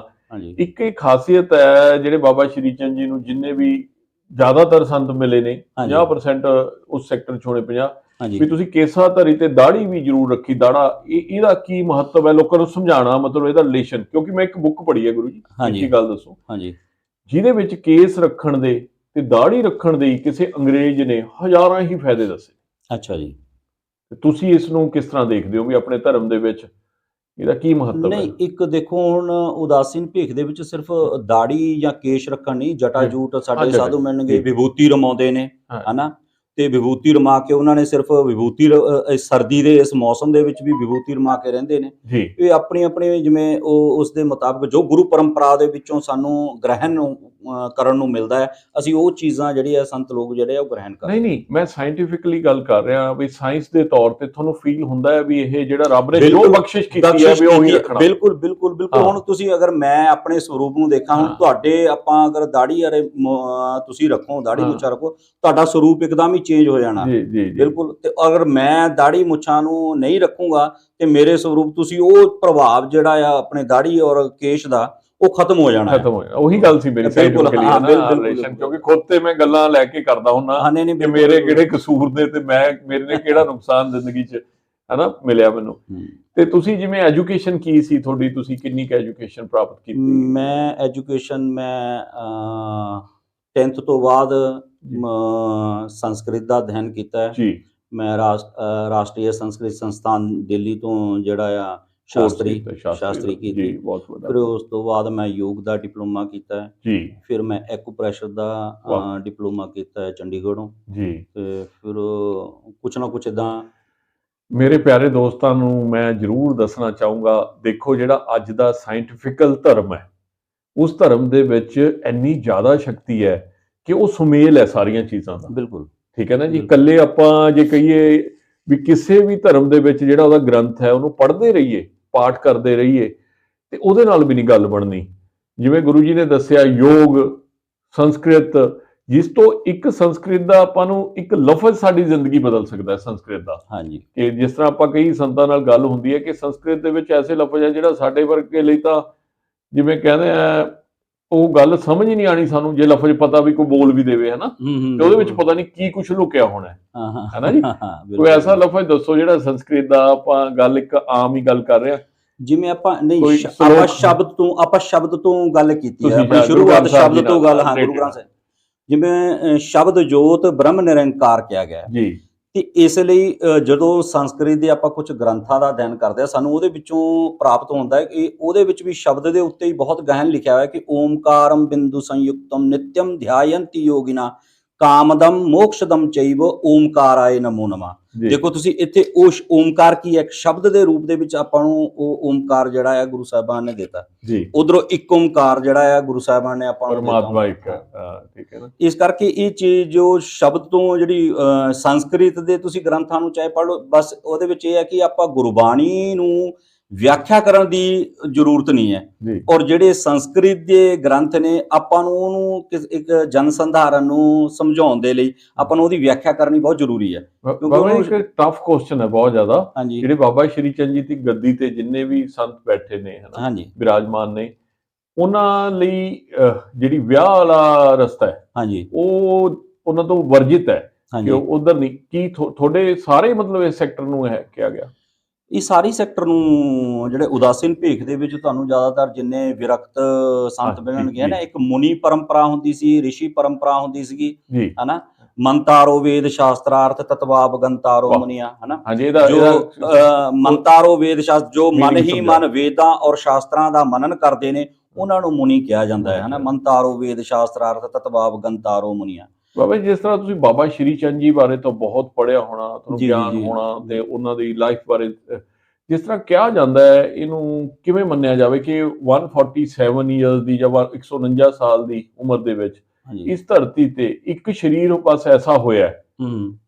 ਜਿਸ ਦਾ ਸੰਸਕਾਰ ਨਹੀਂ ਕੀਤਾ ਗਿਆ? ਇਹ ਕੀ ਗੱਲ ਹੈ? ਇਹਨੂੰ ਸਮਝਾਓਗੇ ਲੋਕਾਂ ਨੂੰ? ਦੇਖੋ, ਦਿਵਯਤਾ ਜਿਹੜੀ ਆਪਾਂ ਕਿਸੇ ਨੂੰ ਇੱਕ ਪਰਮਪਿਤਾ ਪ੍ਰਮਾਤਮਾ ਦਾ ਅੰਸ਼ ਅਗਰ ਆਪਾਂ ਮੰਨਦੇ ਹਾਂ, ਸ਼੍ਰੀ ਗੁਰੂ ਨਾਨਕ ਦੇਵ ਜੀ ਦੇ ਜੋ ਸੁਪੁੱਤਰ ਹੋਣਗੇ, ਜੀ ਉਹ ਉਹਨਾਂ ਦਾ ਆਪਾਂ ਕਿਵੇਂ ਕਹਿ ਸਕਦੇ ਹਾਂ, ਜਿਨ੍ਹਾਂ ਦੇ ਪਿਤਾ ਦਾ ਕੋਈ ਸੰਸਕਾਰ ਦਾ ਅੱਜ ਤੱਕ ਆਪਾਂ ਨੂੰ ਕੋਈ ਪ੍ਰਮਾਣ ਨਹੀਂ ਮਿਲਿਆ ਹੈ, ਵਾਹ, ਆਪਾਂ ਉਹਨਾਂ ਦੇ ਸੁਪੁੱਤਰ ਬਾਰੇ ਵੀ ਕਿਵੇਂ ਕਿੰਤੂ ਪਰੰਤੂ ਕਰ ਸਕਦੇ ਹਾਂ ਵੀ ਹਾਂ ਵੀ ਨਹੀਂ ਕਰ ਉਹਨਾਂ ਦਾ ਸਕਦੇ। ਨਹੀਂ ਕਰ ਸਕਦੇ ਮੈਂ ਨਾ। ਉਹੀ ਕਹਿ ਰਿਹਾ। ਤੇ ਉਹ ਜੋ ਪਿਤਾ ਹਾਂ ਉਹੀ ਪੁੱਤਰ, ਜੀ ਤੇ ਇਸ ਕਰਕੇ ਉਹਨਾਂ ਨੂੰ, ਜਿਵੇਂ ਸ਼੍ਰੀ ਗੁਰੂ ਨਾਨਕ ਦੇਵ ਜੀ ਤਾਂ ਅਕਾਲ ਪੁਰਖ ਦੀ ਜੋਤ ਸੀਗੇ ਨਾ, ਜੀ ਉਹਨਾਂ ਨੇ ਆਪਾਂ ਨੂੰ ਜਿਵੇਂ ਐਡੀ ਵੱਡੀ ਬਾਣੀ ਦੀ ਪ੍ਰਾਰੰਭਤਾ, ਹਾਂਜੀ ਜਿਹੜੀ ਗੁਰੂ ਗ੍ਰੰਥ ਸਾਹਿਬ ਦੀ ਪ੍ਰਾਰੰਭਤਾ ਜਿਹੜੀ ਸ਼੍ਰੀ ਗੁਰੂ ਨਾਨਕ ਦੇਵ ਜੀ ਦੀ ਬਾਣੀ ਤੋਂ ਹੀ ਸ਼ੁਰੂਆਤ ਹੁੰਦੀ ਹੈ ਨਾ। ਜੀ ਤੇ ਉਹ ਫਿਰ ਇਸ ਲਈ ਆਪਾਂ ਸ਼੍ਰੀ ਗੁਰੂ ਸ਼੍ਰੀ ਚੰਦਰ ਜੀ ਦੇ ਉੱਪਰ ਵੀ ਆਪਾਂ ਕੋਈ ਕਿੰਤੂ ਪਰੰਤੂ ਨਹੀਂ ਕਰ ਸਕਦੇ ਜੀ ਕਿ ਉਹਨਾਂ ਦੇ ਨਹੀਂ, ਸਰੀਰ ਦਾ ਕੋਈ ਕਿੰਤੂ ਪੰਤੂ ਨਹੀਂ ਹੈ ਗੁਰੂ ਜੀ। ਹੂੰ। ਜਿਸ ਤਰ੍ਹਾਂ ਤੁਸੀਂ ਅੱਜ ਸੁਮੇਲ ਦੀ ਗੱਲ ਕਰਦੇ ਹੋ, ਸਾਰੀਆਂ ਚੀਜ਼ਾਂ ਦਾ ਜੀ ਜੀ ਹੈ ਨਾ, ਯੋਗਾ ਦਾ, ਹਰ ਹਾਂਜੀ। ਚੀਜ਼ ਦਾ, ਹੂੰ। ਉਹ ਮੈਂ ਉਸ ਚੀਜ਼ ਦੇ ਅਸਰ ਦੀ ਗੱਲ ਕਰ ਰਿਹਾ। ਹਾਂ ਬਿਲਕੁਲ, ਇਹ ਕਿਉਂ ਹਾਂ, ਨਹੀਂ ਹੈਗਾ, ਹਾਂਜੀ। ਇਹ ਕਿਉਂ ਨਹੀਂ ਹੈਗਾ ਇਹ ਅਸਰ, ਗੱਲ ਨਾ। ਕਰ ਰਿਹਾ, ਹਾਂਜੀ, ਹਾਂ, ਹਾਂ। ਕਿਉਂਕਿ ਉਹ ਤਾਂ ਸਵੈਮ ਜਿਹੜੇ ਸ਼ਿਵ ਦਾ ਅਵਤਾਰ ਸੀਗੇ। ਕਿਉਂਕਿ ਨਾਲ ਲੱਗਦਾ ਹੀ ਕੁਐਸਚਨ ਇਹ ਹੈ ਕਿ ਮੈਂ ਚਲੋ ਸਟੱਡੀ ਬਹੁਤ ਹੈ ਮੇਰੀ, ਜੀ, ਸੰਤਾਂ ਨੂੰ ਜੀ। ਮਿਲਣਾ ਵੀ ਹੈ, ਹਾਂਜੀ ਤੇ ਅੱਜ ਵੀ ਕਹਿੰਦੇ 200 400 500 ਸਾਲਾਂ ਦੇ ਜਿਹੜੇ ਸਾਹ ਰੋਕ ਕੇ ਸੰਤ ਫਕੀਰ ਬੈਠੇ ਨੇ ਹਿਮਾਲਿਆ ਤੇ, ਇਹੀ ਜੀ ਗੱਲ ਵੀ ਕਹੀ ਜਾਂਦੀ ਹੈ। ਹਾਂਜੀ ਹਾਂਜੀ ਬਿਲਕੁਲ, ਹਾਂ। ਜ਼ਰੂਰ। ਜੋ ਵਿਚਰਨ ਕਰਦੇ ਆ ਆਪਾਂ, ਮੈਂ ਤੁਹਾਨੂੰ ਆਪਣਾ ਸਵੈਮ ਦਾ ਅਨੁਭਵ ਦੱਸਦਾ ਹਾਂ। ਜੀ ਮੈਂ 2004 ਦੇ ਵਿੱਚ ਮੈਂ ਸਟੱਡੀ ਕਰਦਾ ਸੀਗਾ ਯੂਨੀਵਰਸਿਟੀ ਦੇ ਵਿੱਚ, ਗੁਰਕੁਲ ਕਾਂਗੜੀ ਵਿਸ਼ਵ ਵਿਦਿਆਲੇ। ਜੀ ਜੀ ਸਭ ਤੋਂ ਵੱਡੀ ਤੇ ਯੂਨੀਵਰਸਿਟੀ ਹਾਂਜੀ, ਜਿਹੜਾ। ਹਰਿਦੁਆਰ ਦੇ ਵਿੱਚ। ਉਤੋਂ ਸਾਨੂੰ ਕੁਝ ਦਿਨਾਂ ਦੀਆਂ ਛੁੱਟੀਆਂ ਸੀਗੀਆਂ ਤੇ ਮੇਰੇ ਨਾਲ ਇੱਕ ਹੋਰ ਸੰਤ ਸੀ। ਮੈਂ ਕਿਹਾ ਵੀ ਆਪਾਂ ਨੂੰ ਦੇਖੀਏ ਵੀ ਜੰਗਲ ਦੇ ਵਿੱਚ ਵਿਚਰਨ ਕਰਕੇ ਆਉਂਦੇ ਆ, ਤੇ ਜੀ। ਅਸੀਂ ਨੇਪਾਲ ਦਾ ਬਾਰਡਰ ਹੈ, ਉੱਥੇ ਸੰਗਮ ਹੁੰਦਾ ਦੋ ਨਦੀਆਂ ਦਾ, ਸ਼ਾਰਦਾ ਨਦੀ ਤੇ ਕਾਲੀ ਨਦੀ ਦਾ ਸੰਗਮ ਹੁੰਦਾ ਹੈ। ਜੀ ਅਸੀਂ ਉੱਥੇ ਜਾ ਕੇ ਕੋਈ ਵਿਦਿਆਰਥੀ ਸੀ, ਉਹਨਾਂ ਦੇ ਪਿੰਡ ਦੇ ਵਿੱਚ ਰਹਿਣ ਲੱਗ ਪਏ। ਉੱਪਰ ਟੌਪ ਦੇ ਉੱਤੇ ਇੱਕ ਮੰਦਿਰ ਸੀ, ਉੱਥੇ ਜਾ ਕੇ ਅਸੀਂ ਕਾਫੀ ਦੇਰ ਕਾਫੀ ਤੁਸੀਂ ਦੇਰ ਰੁਕੇ? ਅਸੀਂ 10-15 ਦਿਨ ਰੁਕੇ ਉੱਥੇ। ਕਾਫੀ ਦੇਰ ਹਾਂ। ਤੇ ਉੱਥੋਂ ਰੁਕਣ ਤੋਂ ਬਾਅਦ ਸਾਨੂੰ ਪਤਾ ਚੱਲਿਆ ਵੀ ਉੱਥੇ ਨਾਲ ਗੋਰਖਸ਼ਨਾਥ ਜੀ ਦੀ ਧੂਣੀ ਹੈ। ਜੀ ਜੀ ਉਹ ਧੂਣੀ ਵੀ ਬੜੀ, ਉਸ ਸਮੇਂ ਗੋਰਖਸ਼ਨਾਥ ਜੀ ਨੇ ਉੱਥੇ ਤਪੱਸਿਆ ਕੀਤੀ ਸੀ। ਜੀ ਬੜੀ ਇੱਛਾ ਹੋਈ ਕਿ ਕਿਉਂ ਨਾ ਵੀ ਦਰਸ਼ਨ ਕਰਨੇ ਚਾਹੀਦੇ। ਹਾਂਜੀ। ਅਸੀਂ ਉੱਥੋਂ ਯਾਨੀ ਕਿ ਉਹਨਾਂ ਦੇ ਦਰਸ਼ਨ ਕਰਨ ਲਈ ਜਦੋਂ ਗਏ, ਉੱਥੇ ਬੜੇ ਦਿਵਯ ਜਿਹੜੇ ਸੰਤ, ਉਹਨਾਂ ਦਾ ਸ਼ਾਇਦ ਹਰਿਆਣੇ ਦਾ ਸਰੀਰ ਹੋਊਗਾ, ਜੀ 6 ਫੁੱਟ ਦਾ ਕੱਦ ਹੋਣਾ। ਉਹਨਾਂ ਨੇ ਸਿਰਫ ਇੱਕ ਲੰਗੋਟੀ ਲਗਾਈ ਹੋਈ, ਜੀ ਉਹਨਾਂ ਦੇ ਲੰਗੋਟੀ ਲਗਾਈ ਹੋਈ, ਇੱਕ ਕੰਬਲੀ ਉਹਨਾਂ ਦੇ ਉੱਪਰ। ਜੀ ਉਹ ਅਕੇਲੇ ਹੀ ਉੱਥੇ ਜੰਗਲ ਦੇ ਵਿੱਚ ਤੁਸੀਂ ਬੈਠੇ ਨੇ। ਔਰ ਉੱਥੋਂ ਗਾਉਂ ਤੋਂ ਜਦੋਂ ਅਸੀਂ ਉਹ ਪਿੰਡ ਤੋਂ ਉੱਪਰ ਜਾਣ ਲੱਗੇ ਆ, ਉਹਨਾਂ ਨੇ ਪੁੱਛਿਆ, ਪਿੰਡ ਵਾਲਿਆਂ ਨੂੰ ਅਸੀਂ ਪੁੱਛਿਆ ਵੀ ਇਹ ਸੰਤ ਜਿਹੜੇ ਨੇ ਉੱਪਰ ਵੀ ਕਿੰਨੀ ਦੇਰ ਹੋ ਗਈ ਇਹਨਾਂ ਨੂੰ? ਉਹ ਕਹਿੰਦੇ ਸਾਨੂੰ 40-45 ਸਾਲ ਹੋ ਗਏ ਨੇ ਇਹਨਾਂ ਸੰਤਾਂ ਨੂੰ ਉੱਪਰ ਗਿਆ ਨੂੰ, ਅਸੀਂ ਕਦੀ ਥੱਲੇ ਆਉਂਦੇ ਨਹੀਂ ਦੇਖੇ, ਨਾ ਹੀ ਕਦੀ ਇਹ ਦੇਖਿਆ ਵੀ ਭੋਜਨ ਦੀ ਵਿਵਸਥਾ ਕਿਵੇਂ ਹੁੰਦੀ ਹੈ। ਉਹ ਆ ਸੰਤ ਅੱਜ ਵੀ ਵਿਦਿਆਮਾਨ ਨੇ, ਤੇ ਆਪਾਂ ਅਗਰ ਉਹ ਇਸ ਤਰ੍ਹਾਂ ਦੇ ਸੰਤ ਅੱਜ ਵੀ ਹੈ, ਅਸੀਂ ਉਹਨਾਂ ਦੇ ਦਰਸ਼ਨ ਕੀਤੇ ਨੇ, ਉਹਨਾਂ ਜੀ ਸੰਤ ਹਾਂ। ਅੱਜ ਵੀ ਹੈਗੇ ਨੇ। ਹਾਂਜੀ ਦੇਖੋ, ਇਹੀ ਗੱਲ ਮੈਂ ਕਰ ਰਿਹਾ ਸੀਗਾ। ਲੋਕ ਦੁਨਿਆਵੀ ਗੱਲਾਂ ਦੇ ਵਿੱਚ ਫਸ ਜਾਂਦੇ ਆ। ਕਈ ਗੱਲਾਂ ਕਰਦੇ ਆ ਕਿ ਗੁਰੂ ਨਾਨਕ ਪਾਤਸ਼ਾਹ ਨੇ ਕਿਹਾ ਕਿ ਪਰਿਵਾਰ ਸੀ ਉਹਨਾਂ ਦਾ, ਹਾਂਜੀ ਤੇ ਮੈਨੂੰ ਫੀਲ ਹੁੰਦਾ ਹੈ, ਤੁਸੀਂ ਕੀ ਸੋਚਦੇ ਹੋ, ਤੁਸੀਂ ਦੱਸੋਗੇ, ਹਾਂਜੀ ਕਿ ਅੱਜ ਦੇ ਸਮੇਂ ਦੇ ਵਿੱਚ ਜਿਹੜਾ ਕਲਯੁਗ ਦਾ ਸਮਾਂ ਹੈ, ਕਲਯੁਗ ਦੇ ਸਮੇਂ ਦੇ ਵਿੱਚ ਕੋਈ ਕਹਿੰਦਾ ਹਜੇ 5000 ਸਾਲ ਹੀ ਹੋਇਆ ਕਲਯੁਗ ਸ਼ੁਰੂ ਹੋਏ ਨੂੰ, ਹੈ ਨਾ। ਹਾਂਜੀ ਇਹ ਸਾਇੰਟੀਫਿਕਲੀ ਤਾਂ ਨਹੀਂ ਕਹਿ ਸਕਦੇ, ਤਾਂ ਧਾਰਮਿਕ ਤੌਰ ਤੇ ਦੱਸ ਸਕਦੇ ਆਪਾਂ ਤੇ ਮੈਨੂੰ ਫੀਲ ਹੁੰਦਾ ਹੈ ਵੀ ਦੁਨੀਆ ਦੇ ਵਿੱਚ ਰਹਿ ਕੇ, ਪਰਿਵਾਰ ਦੇ ਵਿੱਚ ਰਹਿ ਕੇ ਜੀ ਅੱਜ ਸਤਿਗੁਰੂ ਨੂੰ ਨਹੀਂ ਪਾਇਆ ਜਾ ਸਕਦਾ। ਕਿਉਂ ਨਹੀਂ ਪਾਇਆ ਜਾ ਸਕਦਾ? ਦੇਖੋ, ਤੁਸੀਂ ਕਲਯੁਗ ਦੀ ਗੱਲ ਕੀਤੀ ਹੈ, ਮੈਂ ਹੁਣ ਤੁਹਾਨੂੰ ਕਲਯੁਗ ਦੇ ਦੱਸਦਾ। ਕਲਯੁਗ ਸਗਰੇ ਪਰ ਹਰੇ, ਜੀ ਰਾਮ ਨਾਮ ਲਿਵ ਲਾਏ, ਜੀ ਪਾਰ ਪਰਤ ਪਵ ਸਿੰਧੂ ਤੇ ਜਨਮ ਮਰਨ ਦੁੱਖ ਜਾਏ। ਜੀ ਦੇਖੋ, ਕਲਯੁਗ ਦੇ ਵਿੱਚ ਇਹ ਹੈ, ਕਲਯੁਗ ਸਗਲੇ ਪਰ ਹਰੇ। ਇੱਕ ਕਲਯੁਗ ਹੀ ਐਸਾ ਯੁੱਗ ਹੈ ਕਿ ਜਿਹੜੇ ਜਿਹਦੇ ਵਿੱਚ ਰੱਬ ਨੂੰ ਪਾਇਆ ਜਾਂਦਾ। ਇਹ ਭਗਵਾਨ ਸ਼੍ਰੀ ਚੰਦ ਜੀ ਕਹਿ ਰਹੇ ਨੇ ਅੰਮ੍ਰਿਤਾਂਜਲੀ ਦੇ ਵਿੱਚ, ਕਲਯੁਗ ਸਗਲੇ ਪਰ ਹਰੇ, ਰਾਮ ਨਾਮ ਲਿਵ ਲਾਏ। ਤੇ ਇਹ ਇਸ ਯੁੱਗ ਦੇ ਵਿੱਚ ਹੀ ਆਪਣੀ ਲਿਵ ਲੱਗ ਸਕਦੀ ਹੈ। ਜੇ ਕਹੀਏ ਵੀ ਸਤਯੁਗ, ਦੁਆਪਰ, ਤ੍ਰੇਤਾ, ਉਹਦੇ ਵਿੱਚ ਤਾਂ ਕਹਿੰਦੇ ਹਜ਼ਾਰਾਂ ਸਾਲ ਜਿਹੜੇ ਰਿਸ਼ੀ ਮੁਨੀ ਤਪੱਸਿਆ ਦੇ ਵਿੱਚ ਲੱਗੇ ਰਹਿੰਦੇ ਹੁੰਦੇ ਸੀ। ਹਾਂਜੀ ਹਾਂਜੀ। ਆਪਾਂ ਇਹ ਕਲਯੁਗ ਨੂੰ ਤਾਂ ਬਹੁਤ ਵੱਡਾ ਵਰਦਾਨ ਹੈ, ਤੇ ਆਪਾਂ ਕਿਉਂ ਨਹੀਂ ਪ੍ਰਾਪਤ ਕਰ ਸਕਦੇ? ਇਸ ਤਰ੍ਹਾਂ ਹੀ ਜਿਵੇਂ ਸੰਤੋਖਸਰ ਸਾਹਿਬ, ਹਰਮੰਦਰ ਸਾਹਿਬ ਦੇ ਕੋਲੇ, ਉਹ ਕਹਿੰਦੇ ਆ ਵੀ ਲੱਖਾਂ ਸਾਲ ਬਾਅਦ ਜਿਵੇਂ ਇੱਕ ਯੁੱਗ ਲੰਘ ਗਿਆ ਸੀਗਾ, ਯੁੱਗ ਕਿੰਨਾ ਵੱਡਾ ਹੁੰਦਾ, ਕਹਿੰਦੇ 5 ਲੱਖ ਸਾਲ ਦਾ ਜਦੋਂ। ਹਾਂਜੀ। ਇੱਕ ਉੱਥੋਂ ਜਿਹੜੇ ਫਕੀਰ ਸੀਗੇ, ਉਹ ਤਪੱਸਿਆ ਕਰਦੇ ਸਾਹ ਰੋਕਣ ਤੋਂ ਬਾਅਦ ਉਹ ਕਹਿੰਦੇ ਕਿਹੜਾ ਯੁੱਗ ਚੱਲ ਰਿਹਾ ਹੈ ਨਾ ਜੀ। ਉੱਥੇ ਆਪਣਾ ਸਰੋਵਰ ਸਾਹਿਬ ਵੀ ਬਣਾਇਆ ਗਿਆ। ਤੇ ਦੁਨੀਆ ਸੋਚਦੀ ਹੈ ਕਿ ਇਹ ਉਮਰਾਂ ਦੇ ਨਾਲ ਵੀ ਗਿਣਤੀ ਮਿਣਤੀ ਦੀ ਉਮਰ ਹੈ, ਕੋਈ 60 ਸਾਲ ਦਾ ਹੋ ਗਿਆ, 100 ਸਾਲ ਦਾ ਹੋ ਗਿਆ ਨਾ, ਜਾਂ ਕੋਈ ਕਹਿੰਦਾ ਵੀ ਹੁਣ ਉਮਰ ਲੰਘ ਗਈ, ਰੱਬ ਨੂੰ ਨਹੀਂ ਪਾਇਆ ਜਾ ਸਕਦਾ। ਠੀਕ ਹੈ ਨਾ? ਨਹੀਂ, ਇਸ ਤਰ੍ਹਾਂ ਦੀ ਗੱਲ ਕਰਦੇ ਨੇ ਲੋਕ, ਹੈ ਨਾ। ਹਾਂ, ਨਹੀਂ, ਇਸ ਤਰ੍ਹਾਂ ਨਹੀਂ ਹੈ। ਉਮਰ ਪਰਮਾਤਮਾ ਦੀ ਪ੍ਰਾਪਤੀ ਤਾਂ ਤੁਸੀਂ ਹੁਣ ਇਸ ਤਰ੍ਹਾਂ ਬੈਠੇ ਹੋ, ਆਪਾਂ ਕਿਸੇ ਵੀ ਸਥਿਤੀ ਦੇ ਵਿੱਚ ਬੈਠੇ ਹਾਂ, ਉਹ ਪਰਮਪਿਤਾ ਪਰਮਾਤਮਾ ਨੇ ਕਰਨੀ ਤਾਂ ਦਿਆ ਉਹਨਾਂ ਨੇ ਹੈ। ਜੀ ਬਹੁਤ ਸੋਹਣੀ ਗੱਲ। ਕਿਰਪਾ ਦੇ ਲਈ ਤਾਂ ਪਾਤਰਤਾ ਦੇਖੀ ਜਾਂਦੀ ਹੈ, ਔਰ ਪਰਮਾਤਮਾ ਦੀ ਜਦੋਂ ਦਇਆ ਲੈਣੀ ਹੋਵੇ, ਫਿਰ ਪਰਮਾਤਮਾ ਦਇਆ ਨਹੀਂ ਨਾ ਦੇਖਦਾ। ਜਿਵੇਂ ਸ਼ੰਕਰ ਭਗਵਾਨ ਨੇ ਭਸਮਾਸੁਰ ਨੂੰ ਜਿਹੜਾ ਵਰਦਾਨ ਦਿੱਤਾ ਸੀ, ਤੇ ਉਹਨਾਂ ਤੇ ਉਹ ਤੇ ਦਇਆ ਕੀਤੀ ਸੀ। ਤੇ ਬਾਬਾ ਇੱਕ ਨਾਲ ਹੀ ਕੰਟਰਾਡਿਕਟਰੀ ਕੁਐਸਚਨ ਕਹਾਂਗੇ ਇਹਨੂੰ, ਮਤਲਬ ਇਹਦਾ ਦੋਨੋਂ ਸਾਈਡਾਂ ਨੇ ਵੀ ਕਿਸੇ ਦੇ ਇੱਕ ਵਾਰ ਪਰਮਾਤਮਾ ਦਾ ਨਾਮ ਲੈਣ ਨਾਲ ਉਹਨੂੰ ਮਿਲ ਸਕਦਾ, ਕਿਸੇ ਨੂੰ ਸਦੀਆਂ ਲੱਗ ਸਕਦੀਆਂ। ਤੁਸੀਂ ਕੀ ਸੋਚਦੇ ਹੋ? ਜਿਵੇਂ ਤੁਸੀਂ ਕਿਹਾ, ਕਿਸੇ ਦੀ ਭਾਵਨਾ ਦੀ ਗੱਲ ਹੈ ਸਾਰੀ ਇਹ। ਹਾਂ, ਦੇਖੋ, ਹਾਂ, ਬਿਲਕੁਲ। ਹੁਣ ਗੀਤਾ ਦੇ ਵਿੱਚ ਭਗਵਾਨ ਸ਼੍ਰੀ ਕ੍ਰਿਸ਼ਨ ਕਹਿੰਦੇ ਨੇ, ਭਾਵਨਾ ਦੀ ਸ਼ਰਧਾ ਹੋ ਗਿਆ ਨਾ, ਸ਼ਰਧਾਵਾਨ ਲਭਤੇ ਗਿਆਨਮ ਤਾਤਪਰਾ ਸਹਿਤੇਂਦਰੀਆ ਗਿਆਨਮ ਲਭਦਾ ਪਰਮ ਸ਼ਾਂਤੀ ਮਚਿਰੇ ਨਾਮ ਅਧਿ ਗच्छति। ਸ਼ਰਧਾਵਾਨ ਲਭਤੇ ਗਿਆਨਮ, ਜਿਹਦੇ ਸ਼ਰਧਾ ਹੈ, ਗਿਆਨ ਦੀ ਪ੍ਰਾਪਤੀ ਵੀ ਤਾਂ ਉਹਨੂੰ ਹੋਊਗੀ। ਜੇ ਆਪਾਂ ਕਿਸੇ ਟੀਚਰ ਦੇ ਕੋਲੇ ਵੀ ਜਾਂਦੇ ਆ, ਨਾਰਮਲ ਆਪਾਂ ਸਟੱਡੀ ਕਰਦੇ ਆ, ਸਕੂਲ ਦੇ ਵਿੱਚ ਜਾਂਦੇ ਆ, ਸਕੂਲ ਦੇ ਵਿੱਚ ਸਟੱਡੀ ਕਰਦੇ ਹੋਏ ਜੇ ਆਪਣੀ ਟੀਚਰ ਦੇ ਪ੍ਰਤੀ ਕੋਈ ਭਾਵ ਸ਼ੁੱਧ ਹੈਗੇ ਨੇ, ਤਾਂ ਆਪਾਂ ਉਹਨਾਂ ਤੋਂ ਪ੍ਰਾਪਤ ਵੀ ਤਾਂ ਹੀ ਕੁਝ ਕਰ ਸਕਦੇ ਨਾ। ਗ੍ਰਹਿਣ ਵੀ ਆਪਾਂ ਗੁਰੂ ਜਨਾਂ ਦੇ ਕੋਲੇ ਜਾਂਦੇ ਆ, ਜੇ ਉਹਨਾਂ ਕੋਲੇ ਸ਼ਰਧਾ ਨਾਲ ਜਾਂਦੇ ਆ ਨਾ, ਆਪਾਂ ਨੂੰ ਗਿਆਨ ਦੀ ਪ੍ਰਾਪਤੀ ਤਾਂ ਹੀ ਹੁੰਦੀ ਹੈ। ਸ਼ਰਧਾਵਾਨ ਲਭਤੇ ਗਿਆਨਮ ਤਾਤਪਰਾ ਸਹਿਤੇਂਦਰੀਆ ਗਿਆਨਮ ਲਭਦਾ ਪਰਮ ਸ਼ਾਂਤੀ ਮਚਿਰੇ ਨਾਮ ਅਧਿ ਗच्छति। ਜਦੋਂ ਗਿਆਨ ਦੀ ਪ੍ਰਾਪਤੀ ਹੋਗੀ, ਤੁਹਾਨੂੰ ਪਰਮ ਸ਼ਾਂਤੀ ਦੀ ਆਪਣੇ ਆਪ ਪ੍ਰਾਪਤੀ ਹੋ। ਜੋ ਤੁਸੀਂ ਗਿਆਨ, ਦੇਖੋ, ਤੁਹਾਨੂੰ ਗਿਆਨ ਹੈ, ਤੁਸੀਂ ਚਾਹੇ ਕੁਝ ਵੀ ਤੁਹਾਡੇ ਵਾਤਾਵਰਣ ਦੇ ਵਿੱਚ, ਵਾਯੂਮੰਡਲ ਦੇ ਵਿੱਚ ਕੁਝ ਵੀ ਹੋਈ ਜਾਵੇ, ਜਦੋਂ ਤੁਹਾਨੂੰ ਗਿਆਨ ਹੈ ਨਾ, ਤੁਸੀਂ ਆਪਣੇ ਪ੍ਰਸੰਨ ਚਿੱਤ ਹੋ ਕੇ ਬੈਠੇ ਰਹੋਗੇ, ਵੀ ਤੁਹਾਨੂੰ ਉਹਦੇ ਤਾਈਂ ਕੋਈ ਮਤਲਬ ਨਹੀਂ ਵੀ ਕੀ ਹੋ ਰਿਹਾ, ਚਾਹੇ ਉਹ ਬੁਰਾ ਹੋ ਰਿਹਾ, ਚਾਹੇ ਅੱਛਾ ਹੋ ਰਿਹਾ, ਤੁਸੀਂ ਆਪਣੇ ਆਪ ਦੇ ਵਿੱਚ ਸਥਿਰ ਰਹੋਗੇ। ਦੋਸਤੋ, ਦੇਖੋ, ਗੱਲ ਹੈ, ਕੋਈ ਸਾਧੂ ਫਕੀਰ ਸੰਤਾਂ ਨੂੰ ਆਪਾਂ ਮਿਲਦੇ ਆ, ਇੱਕ ਵਕਤ ਦੀ ਲਿਮਿਟ ਹੁੰਦੀ ਹੈ। ਜੇ ਆਪਾਂ ਹੋਰ ਕੋਈ ਇੰਟਰਵਿਊਜ਼ ਕਰਦੇ ਆ, ਪੋਲੀਟੀਕਲ ਕਰਦੇ ਆ, ਤੇ ਮਹਾਰਾਜ ਨੇ ਆਪਾਂ ਨੂੰ ਅੱਜ ਮਤਲਬ ਟਾਈਮ ਦੇ ਰਹੇ ਨੇ। ਮੈਂ ਤਾਂ ਚਾਹੂੰਗਾ ਵੀ ਹੋਰ ਗੱਲਾਂ ਕਰਾਂਗੇ ਜਿਹੜੀਆਂ ਮਨ ਦੇ ਵਿੱਚ ਨੇ। ਅਸੀਂ ਬਾਬਾ ਸ਼੍ਰੀ ਚੰਦ ਜੀ ਦੀ ਲਾਈਫ ਬਾਰੇ ਥੋੜਾ ਜਿਹਾ ਹੋਰ ਜਾਣਨਾ ਚਾਹਾਂਗੇ, ਉਹਨਾਂ ਦੀ ਤਪੱਸਿਆ ਬਾਰੇ। ਹਾਂਜੀ, ਭਗਵਾਨ ਸ਼੍ਰੀ ਚੰਦ ਜੀ ਹੁਣ ਲਾਈਫ ਦੇਖੋ ਤੁਸੀਂ, ਇਸ ਸਮੇਂ ਮੈਂ ਕਹਿੰਦਾ ਵੀ ਭਗਵਾਨ ਸ਼੍ਰੀ ਚੰਦ ਜੀ ਦਾ ਇੰਨਾ ਕੁ ਪ੍ਰਚਾਰ ਹੋ ਰਿਹਾ ਹੈ ਨਾ ਜੀ, ਕਿ ਬਹੁਤ ਟੀਵੀ ਚੈਨਲ ਸਾਡੇ ਸੰਤ ਨੇ, ਕੋਈ ਸੰਤਾਂ ਨੇ ਵੀ ਚੈਨਲ ਬਣਾਏ ਹੋਏ ਨੇ, ਜਿਹੜੇ ਟੀਵੀ ਚੈਨਲ YouTube ਦੇ ਉੱਤੇ ਪ੍ਰਚਾਰ, ਉਹਨਾਂ ਦਾ ਪ੍ਰਚਾਰ ਪ੍ਰਸਾਰ ਕਰ ਰਹੇ ਆ। ਭਗਵਾਨ ਸ਼੍ਰੀ ਚੰਦ ਜੀ ਦਾ ਦੇਖੋ ਤੁਸੀਂ, ਮੈਂ ਜਿਵੇਂ ਹੁਣ ਦੱਸਿਆ ਨਾ ਵੀ ਉਹਨਾਂ ਦੀ ਜਿਹੜੀ ਇੱਕ ਪੰਕਤੀ ਮੈਂ ਚੱਕੀ ਹੈ, ਕਲਯੁਗ ਸਗਰੇ ਪਰ ਹਰੇ, ਰਾਮ ਨਾਮ ਲਿਵ ਲਾਏ, ਕਿ ਉਹਨਾਂ ਨੇ ਐਡੀ ਵੱਡੀ ਪੰਕਤੀ ਦੇਖੋ ਆਪਾਂ ਨੂੰ ਦਿੱਤੀ ਹੈ ਵੀ ਇਹ ਕਲਯੁਗ ਦੇ ਵਿੱਚ ਹੀ ਸਾਰੀਆਂ ਚੀਜ਼ਾਂ ਪ੍ਰਾਪਤ ਹੋ ਸਕਦੀਆਂ ਨੇ।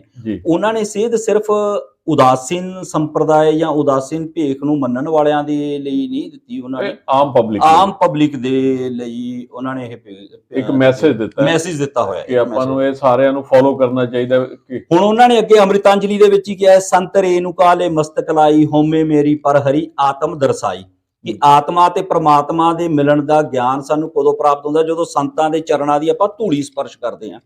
ਹੁਣ ਧੂੜੀ, ਤੁਸੀਂ ਹੁਣ ਕਹੋਗੇ ਵੀ ਮੈਂ ਕੀ ਗੱਲ ਕਰਦਾ, ਹੁਣ ਆਪਣਾ ਪੂਰੇ ਮਾਰਬਲ ਲੱਗੇ ਹੋਏ ਨੇ ਆਸ਼ਮਾਂ ਦੇ ਵਿੱਚ, ਪੈਰ ਛੂਹਣ ਨੂੰ, ਹਾਂ, ਪੈਰ ਛੂਹਣ ਨੂੰ। ਉਹ ਜਿਹੜੀ ਬਚਨ ਰੂਪੀ ਔਰ ਪ੍ਰਵਚਨ ਰੂਪੀ ਧੂੜੀ ਆ, ਉਹ ਵੀ ਸੰਤਾਂ ਦੇ ਚਰਨਾਂ ਦੀ ਧੂੜੀ ਆ, ਕਿਉਂਕਿ ਉਹ ਜੋ ਚੀਜ਼ ਮੈਂ ਗ੍ਰਹਿਣ ਕੀਤੀ ਹੋਈ ਆ, ਮੈਨੂੰ ਗੁਰੂ ਜਨਾਂ ਦਾ ਜੋ ਆਸ਼ੀਰਵਾਦ ਮਿਲਿਆ ਹੋਇਆ ਨਾ, ਮੈਂ ਤੁਹਾਡੇ ਸਾਹਮਣੇ ਬੋਲ ਰਿਹਾ ਹਾਂ। ਮੈਂ ਸ਼ਾਇਦ ਜਦੋਂ ਸਟੱਡੀ ਕਰਦਾ ਹੁੰਦਾ ਸੀ ਸਕੂਲ ਦੇ ਵਿੱਚ, ਤੇ ਮੈਂ ਬੈਠਦਾ ਪਹਿਲੇ ਡੈਸਕ ਦੇ ਉੱਤੇ ਬੈਠਦਾ ਬੋਲਣ ਹੁੰਦਾ ਲਈ ਸੀ। ਮੁਸ਼ਕਿਲ ਸੀ। ਤੇ ਪਰ ਮੈਨੂੰ ਬੋਲਣਾ ਬੜਾ ਮੁਸ਼ਕਲ ਹੁੰਦਾ ਸੀਗਾ ਹਾਂ, ਉੱਥੇ। ਦੋ ਅੱਖਰ ਵੀ ਨਹੀਂ ਬੋਲੇ ਹਾਂ, ਜਾਂਦੇ। ਨਹੀਂ ਬੋਲੇ ਜਾਂਦੇ ਜੀ। ਤੇ ਸਾਡੇ ਗੁਰੂ ਮਹਾਰਾਜ ਜੀ ਨੇ ਜਦੋਂ ਆਸ਼ੀਰਵਾਦ ਦਿੱਤਾ, ਉਹਨਾਂ ਨੇ ਕਹਿੰਦੇ ਵੀ ਬੱਚਾ ਕੋਈ ਗੱਲ ਨਹੀਂ, ਸਾਰਾ ਕੁਝ ਹੀ ਬੋਲਿਆ ਕਰੇਗਾ। ਤੇ ਤੇ ਉਹਨਾਂ ਦੀ ਅੱਜ ਉਹਨਾਂ ਨੇ ਦਇਆ ਕੀਤੀ ਗੁਰੂ ਜਨਾਂ ਦੀ, ਜਿਨ ਕਿ ਜਿਹੜੇ ਗੁਰੂ ਬ੍ਰਹਮਾ ਗੁਰੂ ਵਿਸ਼ਨੂੰ ਗੁਰੂਦੇਵੋ ਮਹੇਸ਼ਵਰਾ, ਉਹ ਇਸੇ ਲਈ ਗੁਰੂ ਨੂੰ ਕਿਹਾ ਗਿਆ ਹੈ ਗੁਰੂ ਬ੍ਰਹਮਾ ਗੁਰੂ ਵਿਸ਼ਨੂੰ ਗੁਰੂਦੇਵੋ ਮਹੇਸ਼ਵਰਾ, ਕਿਉਂਕਿ ਉਹਨਾਂ ਦੀ ਜਦੋਂ ਦਇਆ ਹੋ ਜਾਂਦੀ ਹੈ ਤਾਂ ਜਿਹੜੇ ਸ਼ਿਸ਼ ਹੁੰਦੇ ਨੇ ਉਹ ਆਪਣੇ ਆਪ ਹੀ ਉਸ ਪਰਮ ਪਦ ਨੂੰ ਪ੍ਰਾਪਤ ਕਰ ਲੈਂਦੇ ਨੇ। ਤੁਹਾਡੀਆਂ ਗੱਲਾਂ ਤੇ ਮੈਂ ਫੁੱਲ ਇਸ ਲਈ ਚੜਾਉਣਾ ਹਾਂਜੀ, ਕਿਉਂਕਿ ਮੈਂ 2 ਕਿਤਾਬਾਂ ਹੀ ਲਿਖ ਸਕਿਆ। ਮੇਰੇ ਦੋਸਤ ਸਭ ਜਿਹੜੇ ਨੇ ਉਹ ਕਹਿੰਦੇ ਨੇ ਕਿ ਅਗਲੀ ਕਿਤਾਬ ਲਿਖ ਅੱਛਾ ਜੀ। ਤੇ ਹੋਰ ਲਿਖ ਕੁਛ, ਹੈ ਨਾ। ਮੈਂ ਕਿਹਾ ਇਸ ਤੋਂ ਬਾਅਦ ਲਿਖਣ ਲਈ ਕੁਛ ਰਿਹਾ ਨਹੀਂ। ਠੀਕ ਹੈ, ਮੈਂ ਰੱਬ ਜਿਹੜੀ ਕਿਤਾਬ ਲਿਖੀ ਹੈ 2 ਲਾਈਨਾਂ ਸਾਂਝੀਆਂ ਕਰੂੰਗਾ, ਹਾਂਜੀ, ਕਿਉਂਕਿ ਜਦੋਂ ਰੱਬ ਦੀ ਉਸਤਤੀ ਕਰਤੀ, ਜੀ ਜੀ ਜੀ ਜੀ, ਠੀਕ ਹੈ ਨਾ, ਫਿਰ ਜਿਹੜੀਆਂ ਆਮ ਗੱਲਾਂ ਦੁਨਿਆਵੀ ਉਹ ਤਾਂ ਪਿੱਛੇ ਰਹਿ ਗਈਆਂ। ਹਾਂਜੀ, ਕਹਿੰਦਾ ਹੇ ਰੱਬਾ ਤੂੰ ਇਹ ਕੀ ਚੀਜ਼ ਬਣਾਈ, ਲੋਕੀ ਇਹਨੂੰ ਦੁਨੀਆ ਆਖਣ ਪਰ ਮੇਰੀ ਸਮਝ ਨਾ ਆਈ। ਅਪਰੰਪਾਰ ਵੀ ਤੂੰ, ਨਿਰੰਕਾਰ ਵੀ ਤੂੰ, ਜ਼ਿੰਦਗੀ ਦੇ ਦਿਨ ਚਾਰ ਵੀ ਤੂੰ ਤੇ ਪਿਆਰ ਵੀ ਤੂੰ, ਵਾਹ, ਆਰ ਵੀ ਤੂੰ, ਪਾਰ ਵੀ ਤੂੰ, ਵਾਰ ਵੀ ਤੂੰ, ਤਲਵਾਰ ਵੀ ਤੂੰ, ਹਵਾ 'ਚ ਤੂੰ, ਪਾਣੀ 'ਚ ਤੂੰ, ਜ਼ਿੰਦਗੀ ਦੀ ਹਰ ਕਹਾਣੀ 'ਚ ਤੂੰ, ਆਖੇ ਵੀ ਤੂੰ, ਸੁਣੇ ਵੀ ਤੂੰ, ਉਧੇੜੇ ਵੀ ਤੂੰ, ਬੁਣੇ ਵੀ ਤੂੰ, ਪੁੰਨ ਵੀ ਤੂੰ, ਪਾਪ ਵੀ ਤੂੰ, ਵਰ ਵੀ ਤੂੰ, ਸ਼ਰਾਪ ਵੀ ਤੂੰ, ਤੂੰ ਹੀ ਤੂੰ ਮੇਰੇ ਰੱਬਾ, ਬਸ ਤੂੰ ਹੀ ਤੂੰ, ਤੂੰ ਹੀ ਤੂੰ, ਤੂੰ ਹੀ ਤੂੰ, ਤੂੰ ਹੀ ਤੂੰ। ਫਿਰ ਪਿੱਛੇ ਕੁਝ ਰਹਿੰਦਾ ਨਹੀਂ ਜੀ। ਜਦੋਂ ਹਾਂ, ਬਿਲਕੁਲ ਹੈ ਨਾ, ਬਿਲਕੁਲ ਬਿਲਕੁਲ। ਜਦੋਂ ਉਹਦੀ ਉਸਤਤ ਦੇ ਵਿੱਚ ਹੀ ਗੱਲ ਹੋ ਗਈ ਤੇ ਉਹਦੇ ਨਾਲ ਜੁੜਨ ਦੀ ਤੁਸੀਂ ਹੁਣ ਸ਼ੁਰੂ ਕੀਤੀ ਹੈ ਨਾ, ਪਤਾ ਕੀ ਹੈ, ਮੈਂ ਵੀ ਕੁਛ ਨਾ ਕੁਛ ਏਦਾਂ ਥੋੜੀ ਬਹੁਤ ਸਟੱਡੀ ਕੀਤੀ ਹੋਈ ਅੱਛਾ, ਹੈ। ਲਿਖਦੇ ਵੀ ਹੁੰਦੇ ਨਹੀਂ ਲਿਖਦਾ ਨਹੀਂ ਮੈਂ ਕੁਝ ਜੀ, ਵੀ, ਮੈਨੂੰ ਜੀ। ਕੋਈ ਲਿਖਣਾ ਆਉਂਦਾ ਆਪਾਂ ਲਿਖ ਹੀ ਨਹੀਂ ਸਕਦੇ, ਆਪਾਂ ਤਾਂ ਲਿਖਿਆ ਹੋਇਆ ਬੋਲ ਸਕਦੇ ਆ। ਜੀ। ਉਹ ਵੀ ਉਹ ਬੁਲਵਾ ਰਹੇ ਨੇ ਜਿਹੜੇ, ਸੁਣਾਓ ਪਿੱਛੇ, ਹਨਾ। ਸੁਣਾਓ ਪਲੀਜ਼ ਇੱਕ ਕਵੀ ਸੈਨਾਪਤੀ ਹੋਏ ਨੇ, ਜੀ। ਉਹਨਾਂ ਸ਼ਾਇਦ ਤੁਸੀਂ ਪੜਿਆ ਹੋਣਾ, ਸ਼੍ਰੀ ਗੁਰੂ ਮੈਂ ਗੋਬਿੰਦ ਸਿੰਘ ਜੀ ਦੇ ਕਵੀ ਹੁੰਦੇ ਸੀ। ਇੱਕ ਵੀ ਕਿਤਾਬ ਨਹੀਂ ਪੜ੍ਹੀ ਜੀ, ਸ਼੍ਰੀ ਮੈਂ ਗੁਰੂ ਮਾਫੀ ਗੋਬਿੰਦ ਮੰਗਦਾ ਸਿੰਘ ਸਾਰਿਆਂ ਤੋਂ, ਹੈ ਨਾ। ਸ਼੍ਰੀ ਗੁਰੂ ਗੋਬਿੰਦ ਸਿੰਘ ਜੀ ਦੇ ਕਵੀ ਹੋਏ ਨੇ, ਹਾਂ, ਤੇ ਉਹਨਾਂ ਦੇ ਵਿੱਚੋਂ ਇੱਕ ਕਵੀ ਸੈਨਾਪਤੀ ਹੋਏ ਨੇ, ਉਹਨਾਂ ਨੇ ਲਿਖਿਆ ਅਲਫ ਆਪਣੇ ਆਪ ਨੂੰ ਸਮਝ ਖਾ ਤੂੰ, ਤੇਰੇ ਸ਼ੁੱਧ ਸਰੂਪ ਦਾ ਡੁੱਲਿਆ ਕੀ, ਮਿੱਟੀ ਗੋ ਕੇ ਬੁਰਜ ਤਿਆਰ ਕੀਤਾ, ਬੁਰਜ ਢੱਠਾ ਤਾਂ ਮਿੱਟੀ ਦਾ ਰੁੱਲਿਆ ਕੀ, ਜੈਸੇ ਪਾਣੀ ਦੇ ਵਿੱਚ ਘੁੰਮਣ ਘੇਰ ਪੈਂਦੇ, ਘੁੰਮਣ ਖੁੱਲਾ ਤਾਂ ਪਾਣੀ ਦਾ ਰੁੱਲਿਆ ਕੀ, ਪੰਜਾਂ ਤੱਤਾਂ ਦੀ ਦੇਹ ਹੈ ਸਾਈਂ ਲੋਕਾ, ਜੇ ਦੇਹ ਢੱਠੀ ਤਾਂ ਬ੍ਰਹਮ ਦਾ ਰੁੱਲਿਆ ਕੀ। ਵਾਹ ਵਾਹ ਬਾਈ, ਤੇ ਕਮਾਲ। ਤੁਸੀਂ ਜਿਹੜਾ ਸੁਣਾਇਆ ਮੈਨੂੰ, ਤੇ ਮੇਰੇ ਉਹ ਇੱਕਦਮ ਦਿਮਾਗ ਦੇ ਜ਼ਿਹਨ ਦੇ ਵਿੱਚ ਆਇਆ ਕਿ ਇਹ ਚੀਜ਼ਾਂ ਜਿਹੜੀਆਂ ਨੇ ਬਾਬਾ ਜਿਹੜੀ ਮੇਰੀ ਰੂਹ ਦੀ ਕਿਤਾਬ ਹੈ, ਉਹਦੇ ਵਿੱਚ ਮੈਨੂੰ ਹੈਰਾਨੀ ਹੁੰਦੀ ਹੈ ਕਈ ਵਾਰ, ਕਿਉਂਕਿ ਉਹ ਮੈਂ ਤੁਹਾਨੂੰ ਜਿਹੜੀ ਆਪਾਂ ਇੱਕ ਹੋਰ ਗੱਲਬਾਤ ਕਰਾਂਗੇ, ਹੋਰ ਤੁਹਾਡੇ ਵੀ ਜਿਹੜੇ ਸੇਵਕ ਵੀ ਬੈਠਣਗੇ, ਆਪਾਂ ਰੂਹ ਸੁਣਾਵਾਂਗੇ। ਠੀਕ ਹੈ। ਉਹ ਮੈਂ ਕੈਨੇਡਾ ਦੇ ਵਿੱਚ ਬੈਠਾ ਸੀ, ਇੱਕ ਡਾਇਰੀ ਦੇ ਵਿੱਚ ਮੈਂ ਰੂਹ ਦਾ ਲਫ਼ਜ਼ ਲਿਖਿਆ। ਠੀਕ ਹੈ।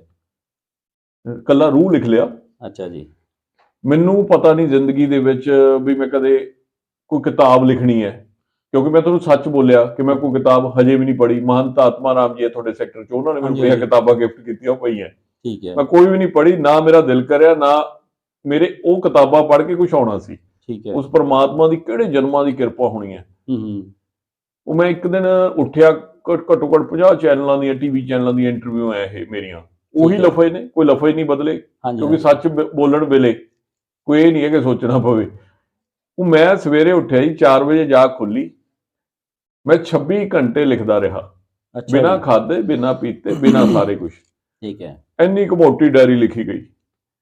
ਸੁਰਜੀਤ ਪਾਤਰ ਸਾਹਿਬ ਨਾਲ ਉਦੋਂ ਮੇਰੇ ਸੰਬੰਧ, ਉਹਨਾਂ ਨੇ ਮੈਨੂੰ ਐਜ਼ ਏ ਆਪਣਾ ਸਾਨੀ ਟਰੀਟ ਕਰਦੇ ਸੀਗੇ, ਬੜਾ ਪਿਆਰ ਸੀ। ਠੀਕ ਹੈ। ਅਗਲੇ ਦਿਨ ਮੈਂ ਉਹਨਾਂ ਨੂੰ ਸਾਰੀ ਚੀਜ਼ ਸੁਣਾਈ। ਠੀਕ ਹੈ। ਉਹ ਕਹਿੰਦੇ ਇਸ ਦੇ ਵਿੱਚ ਇੱਕ ਹਵਾ ਵੀ ਨਹੀਂ ਆ ਰਹੀ, ਹਵਾ ਵਿੱਚ, ਅੱਖਰਾਂ ਦੇ ਵਿੱਚ ਅੱਖਰ ਕਹਿੰਦੇ ਆਏ ਮਨ ਤੇ ਕਿਵੇਂ, ਤੂੰ ਪਹਿਲੀ ਕਿਤਾਬ ਲਿਖੀ। ਉਹਨਾਂ ਦੇ 100 ਕੁਐਸਚਨ ਖੜੇ ਹੋ ਗਏ, ਤੂੰ ਕਿੰਨੀਆਂ ਕਿਤਾਬਾਂ ਪੜ੍ਹੀਆਂ, ਤੂੰ ਕੀ ਹੋਇਆ। ਮੈਂ ਕਿਹਾ ਬਾਬਾ ਜੀ ਇਹ ਕੋਈ ਪਿਛਲੇ ਜਨਮ ਦੀ ਖੇਡ ਹੈ, ਮੈਨੂੰ ਤਾਂ ਆਪ ਨੂੰ ਨਹੀਂ ਪਤਾ ਵੀ ਅੱਖਰ ਬੰਨੇਗੇ। ਕਹਿੰਦੇ ਇਹਦੇ ਵਿੱਚੋਂ ਜਿਹੜੀਆਂ ਦੁਨਿਆਵੀ ਗੱਲਾਂ ਉਹ ਕੱਢ ਦੇ, ਇਹਨੂੰ ਰੂਹਾਨੀ ਬਣਾ ਲੈ। ਦੁਨਿਆਵੀ ਗੱਲਾਂ ਲੱਖਾਂ ਸੀ ਉਹ 'ਚ, ਵੀ ਰਿਸ਼ਵਤਖੋਰੀ ਦੀ ਗੱਲ ਤੇ ਮਹਿੰਗਾਈ ਦੀ ਗੱਲ, ਦੁਨੀਆਦਾਰੀ ਦੀ ਗੱਲ, ਕਲਯੁੱਗ ਦੀ ਗੱਲ, ਉਹ ਸਭ ਕੱਢ ਦੇ। ਮੈਂ ਕਿਹਾ ਹੁਣ ਕੀ ਕਰਨਾ ਜੀ। ਕਹਿੰਦੇ ਇਹਨੂੰ ਛੁਪਵਾ ਦੇ, ਅੱਜ ਹੀ ਛੁਪਵਾ ਦੇ। ਮੈਂ ਕਿਹਾ ਜੀ ਕੋਈ ਇਹ 'ਚ ਗਲਤੀਆਂ ਕੱਢੋ। ਕਹਿੰਦੇ ਗਲਤੀ ਹੈ ਹੀ ਨਹੀਂ ਕੋਈ। ਦੁਨੀਆ ਦਾ ਇੱਕ ਮਹਾਨ ਕਵੀ ਜਦੋਂ ਇਹ ਲਫ਼ਜ਼ ਕਹਿੰਦਾ, ਫਿਰ ਆਪਣੇ ਆਪ ਨੂੰ ਨਹੀਂ ਸਮਝ ਆਉਂਦੀ ਕਿ ਤੂੰ ਨਹੀਂ ਲਿਖੀ ਇਹ ਯਾਰ। ਕਈ ਵਾਰ ਕੁਐਸਚਨ ਮੈਂ ਆਪਣੇ ਆਪ ਨੂੰ ਕਰ ਬੈਠਦਾ, ਬਾਬਾ ਜੀ ਠੀਕ ਹੈ, ਵੀ ਇਹ ਚੀਜ਼ ਤੂੰ ਲਿਖੀ ਹੈ। ਤੁਹਾਨੂੰ ਕੋਈ ਐਪਰੀਸ਼ੀਏਟ ਕਰਦਾ ਨਾ, ਤਾਂ ਤੁਹਾਡਾ ਕੌਨਫੀਡੈਂਸ ਜਿਹੜਾ ਆ ਉਹ ਲੈਵਲ ਵੱਧ ਜਾਂਦਾ ਹੈ। ਤੁਹਾਨੂੰ ਕੌਨਫੀਡੈਂਸ ਹੁੰਦਾ ਕਿ ਆਪਣੇ ਉੱਤੇ ਮੈਂ ਜੋ ਜਾਂ ਸਮਾਜ ਦੇ ਲਈ ਕੁਝ ਕਰ ਰਿਹਾ ਹੈਗਾ, ਜਾਂ ਸਮਾਜ ਨੂੰ ਕੁਝ ਸੇਧ ਦੇਣ ਦਾ ਪ੍ਰਯਾਸ ਕਰ ਰਿਹਾ ਨਾ, ਉਹ ਮੈਂ ਸਹੀ ਕਰ ਰਿਹਾ ਹਾਂ। ਉਹ ਮੇਰੇ ਜਿਹੜਾ ਸ਼ਾਇਦ ਮੈਸੇਜ ਜਿਹੜਾ ਉਹ ਸਹੀ ਜਾ ਰਿਹਾ। ਇੱਕ ਇਤਿਹਾਸ ਹੋਰ ਰਚਿਆ ਗਿਆ ਨਾਲ ਹੀ ਜੁੜਦੇ 18 ਲੱਖ ਕਿਤਾਬ 18 ਲੱਖ ਕਿਤਾਬ ਬਹੁਤ ਵੰਡੀ ਵੱਡੀ ਗਈ ਚੀਜ਼। ਤੇ 14 ਲੈਂਗੁਏਜ ਚ ਵੰਡੀ ਗਈ। ਉਸ ਤੋਂ ਬਾਅਦ ਮੈਂ ਇੱਕ ਹੋਰ ਕੰਮ ਛੇੜ ਲਿਆ ਜੀ, ਜਿਹੜਾ ਕਦੇ ਕਿਸੇ ਨੇ ਸੁਪਨੇ 'ਚ ਨਹੀਂ ਸੋਚਿਆ ਵੀ ਇਹ ਕਰ ਕੀ ਲਿਆ। ਮੇਰੇ ਦੋਸਤ ਜਿਹੜੇ ਨਾਲ ਨੇ ਮੇਰੇ, ਹਰਪ੍ਰੀਤ ਸਿੰਘ ਮਾਹੀ, ਇਹਨਾਂ ਦੀ ਰੱਬ ਨੇ ਡਿਊਟੀ ਲਾਤੀ ਕਿ ਜਿੰਨੇ ਸ਼ਮਸ਼ਾਨ ਘਾਟ ਕਬਰਿਸਤਾਨ ਨੇ ਇੰਡੀਆ ਦੇ, ਉਹਨਾਂ 'ਚ ਰੂਹ ਦੀ ਫਲੈਕਸ ਲਾਣੀ ਹੈ ਜਾ ਕੇ ਵੱਡੇ ਸ਼ਹਿਰਾਂ 'ਚ। ਇਹ ਗੱਲ ਸਮਝ ਤੋਂ ਬਾਹਰ ਹੋ ਗਈ। ਠੀਕ। ਅੱਛਾ, ਵੱਡੇ ਵੱਡੇ ਦੁਨੀਆ ਦੇ ਸੰਸਕਾਰ ਹੁੰਦੇ ਨੇ, ਅਸੀਂ ਖੜੇ ਹੁੰਦੇ ਆ।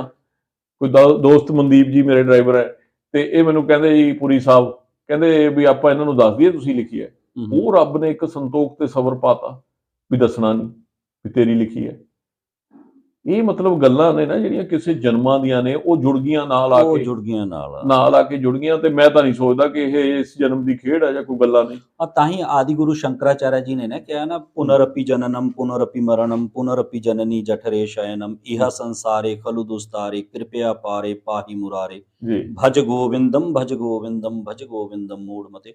ਪੁਨਰਪੀ ਜਨਨਮ, ਜੇ ਜਨਮ ਦੁਬਾਰਾ ਹੁੰਦਾ ਆਪਣੇ ਪੂਰਵ ਦੇ ਕੁਝ ਕੀਤੇ ਹੋਏ ਕਰਮ ਨੇ, ਜੀ ਤੇ ਆਪਾਂ ਜੋ ਅੱਛਾਈ ਨੂੰ ਗ੍ਰਹਿਣ ਕਰਕੇ ਜੋ ਇੱਜ਼ਤ ਮਾਨ ਮਿਲਣਾ ਰੱਬ ਨੇ ਬਖਸ਼ਿਸ਼ ਕਰਨੀ ਹੈ। ਜਿਹਨੂੰ ਪੈਸਾ ਬਖਸ਼ਣਾ ਪੈਸਾ, ਜਿਹਨੂੰ ਮਾਨ ਬਖਸ਼ਣਾ ਮਾਨ, ਹੈ ਨਾ। ਬਿਲਕੁਲ ਬਿਲਕੁਲ। ਤੇ ਗੁਰੂ ਜੀ ਜਿਸ ਤਰ੍ਹਾਂ ਇਹ ਚੱਲਿਆ ਤੁਹਾਡਾ 15 ਸਾਲ ਪਹਿਲਾਂ ਤੁਸੀਂ ਇਸ ਗੱਦੀ ਤੇ ਬਿਰਾਜਮਾਨ ਹੋਏ। ਹਾਂਜੀ, ਕੋਈ ਹੋ ਗਏ 15 ਸਾਲ ਮੈਨੂੰ ਇਸ ਅਸਥਾਨ ਦੇ ਉੱਤੇ। ਝਿੜੀ ਹੁੰਦੀ ਸੀ, ਇਹ ਜੰਗਲ ਹੁੰਦਾ ਸੀ ਜੀ, ਔਰ ਇੱਥੇ ਬਾਬਾ ਸਰਜੂ ਦਾਸ ਜੀ ਜਿਹੜੇ ਨੇ, ਉਹਨਾਂ ਦੀ ਇਹ ਤਪਸਥਲੀ ਹੈ। ਜੀ ਉਹਨਾਂ ਨੇ ਦੱਸਦੇ ਨੇ 7 ਜਗ੍ਹਾ ਦੇ ਉੱਤੇ ਗੰਗਾ ਪ੍ਰਗਟ ਕੀਤੀ ਸੀ। ਅੱਛਾ ਜੀ। ਤੇ ਇਹ ਜੋ ਤਲਾਈ ਹੈ ਪ੍ਰਾਤਨ ਹੈ ਉਹਨਾਂ ਦੀ।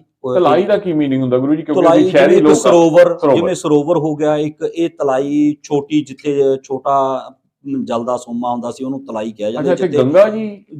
ਇਹ ਵੈਸੇ ਤਾਂ ਆਪਣਾ ਸਤੌਜ ਪਿੰਡ ਤੁਸੀਂ ਸੁਣਿਆ ਹੋਊਗਾ ਨੇੜੇ, ਇੱਥੇ ਦੱਸਦੇ ਨੇ ਵੀ ਜਿਹੜੇ ਪੁਰਾਣਾ ਜੋ ਗੰਗਾ ਜੀ ਦੀਆਂ ਸੀੜੀਆਂ ਵਗੈਰਾ ਨਿਕਲੀਆਂ ਹੋਈਆਂ ਨੇ, ਸੀਐਮ ਸਾਹਿਬ ਦਾ ਜਿਹੜਾ ਪਿੰਡ ਹੈ ਭਗਵੰਤ ਮਾਨ ਸਾਹਿਬ ਦਾ। ਹਾਂਜੀ, ਇੱਥੇ ਉਹ ਨਿਕਲੀਆਂ ਹੋਈਆਂ ਨੇ। ਅੱਛਾ ਤੇ ਜੀ। ਇਹ ਪੁਰਾਣੇ ਇੱਥੇ ਝਿੜੀ ਸੀ, ਇਹ ਜੰਗਲ ਸੀ ਪੂਰਾ ਜੀ ਬਿਲਕੁਲ। ਤੇ ਇਹਨੂੰ ਹੌਲੀ ਹੌਲੀ ਅਸੀਂ ਹੁਣ ਡਿਵੈਲਪ ਕਰ ਰਹੇ ਹਾਂ। ਅਸੀਂ ਆਪਣੇ ਜਿਹੜੇ ਸ਼ਹਿਰੀ ਲੋਕ ਨੇ ਉਹਨਾਂ ਨੂੰ ਦੱਸਣਾ ਚਾਹਾਂਗੇ ਵੀ ਜਿਹੜੀ ਝਿੜੀ ਹੁੰਦੀ ਹੈ ਉਹ ਇੱਕ ਜੰਗਲ ਨੂੰ ਕਿਹਾ ਜਾਂਦਾ ਹੈ, ਜਿਹੜਾ ਘਣਾ ਜੰਗਲ ਹੁੰਦਾ ਹੈ। ਭਾਵੇਂ ਇੱਕ ਗੱਲ ਨਾਲ ਜੁੜਦੀ ਹੈ। ਪੁਰਾਤਨ ਇੱਥੇ ਤੁਸੀਂ ਦੇਖੋਗੇ ਇੱਕ ਬ੍ਰਿਕਸ਼ ਖੜਾ ਪਿੱਪਲ ਦਾ, ਕੋਈ 150 ਸਾਲ ਉਹਦੀ ਆਯੂ ਹੋਣੀ ਹੈ ਜੀ। ਨਾਲ ਜੁੜਦੀ ਗੱਲ ਬਾਬਾ ਜੀ ਇਹ ਹੈ ਕਿ ਇਸ ਧਰਤੀ ਨੂੰ, ਜਿਹੜਾ ਸੰਗਰੂਰ ਡਿਸਟ੍ਰਿਕਟ ਹੈ, ਇਹਨੂੰ ਇਹ ਮਾਣ ਇੰਨਾ ਵੱਡਾ ਕਿਵੇਂ ਪ੍ਰਾਪਤ ਹੋਇਆ ਕਿ ਸੰਤ ਫਕੀਰ ਬਹੁਤ ਵਿਰਾਜਮਾਨ ਹੈ? ਇਹ ਦੱਸਦੇ ਵੀ ਇਤਿਹਾਸ ਦੇ ਵਿੱਚ ਜਿਹੜਾ ਪੰਜਾਬ, ਹਰਿਆਣਾ ਔਰ ਰਾਜਸਥਾਨ ਦਾ ਸਭ ਤੋਂ ਘਣਾ ਜੰਗਲ ਹੁੰਦਾ ਸੀ, ਇਹ ਮਹਾਪੁਰਸ਼ਾਂ ਤੋਂ ਹੀ ਸੁਣਨ ਨੂੰ ਮਿਲਿਆ ਹੈ ਸਾਨੂੰ ਜੀ। ਇਹੀ ਗੱਲ ਕਿਸੇ ਨੂੰ ਪਤਾ ਨਹੀਂ ਹੋਏਗੀ। ਇਹ ਸਭ ਤੋਂ ਘਣਾ ਜੰਗਲ ਹੁੰਦਾ ਸੀ। ਔਰ ਸ਼ਾਇਦ ਇਹ ਵੀ ਨਹੀਂ ਪਤਾ ਹੋਊਗਾ ਕਿ ਪਾਂਡਵ ਵੀ ਇਸ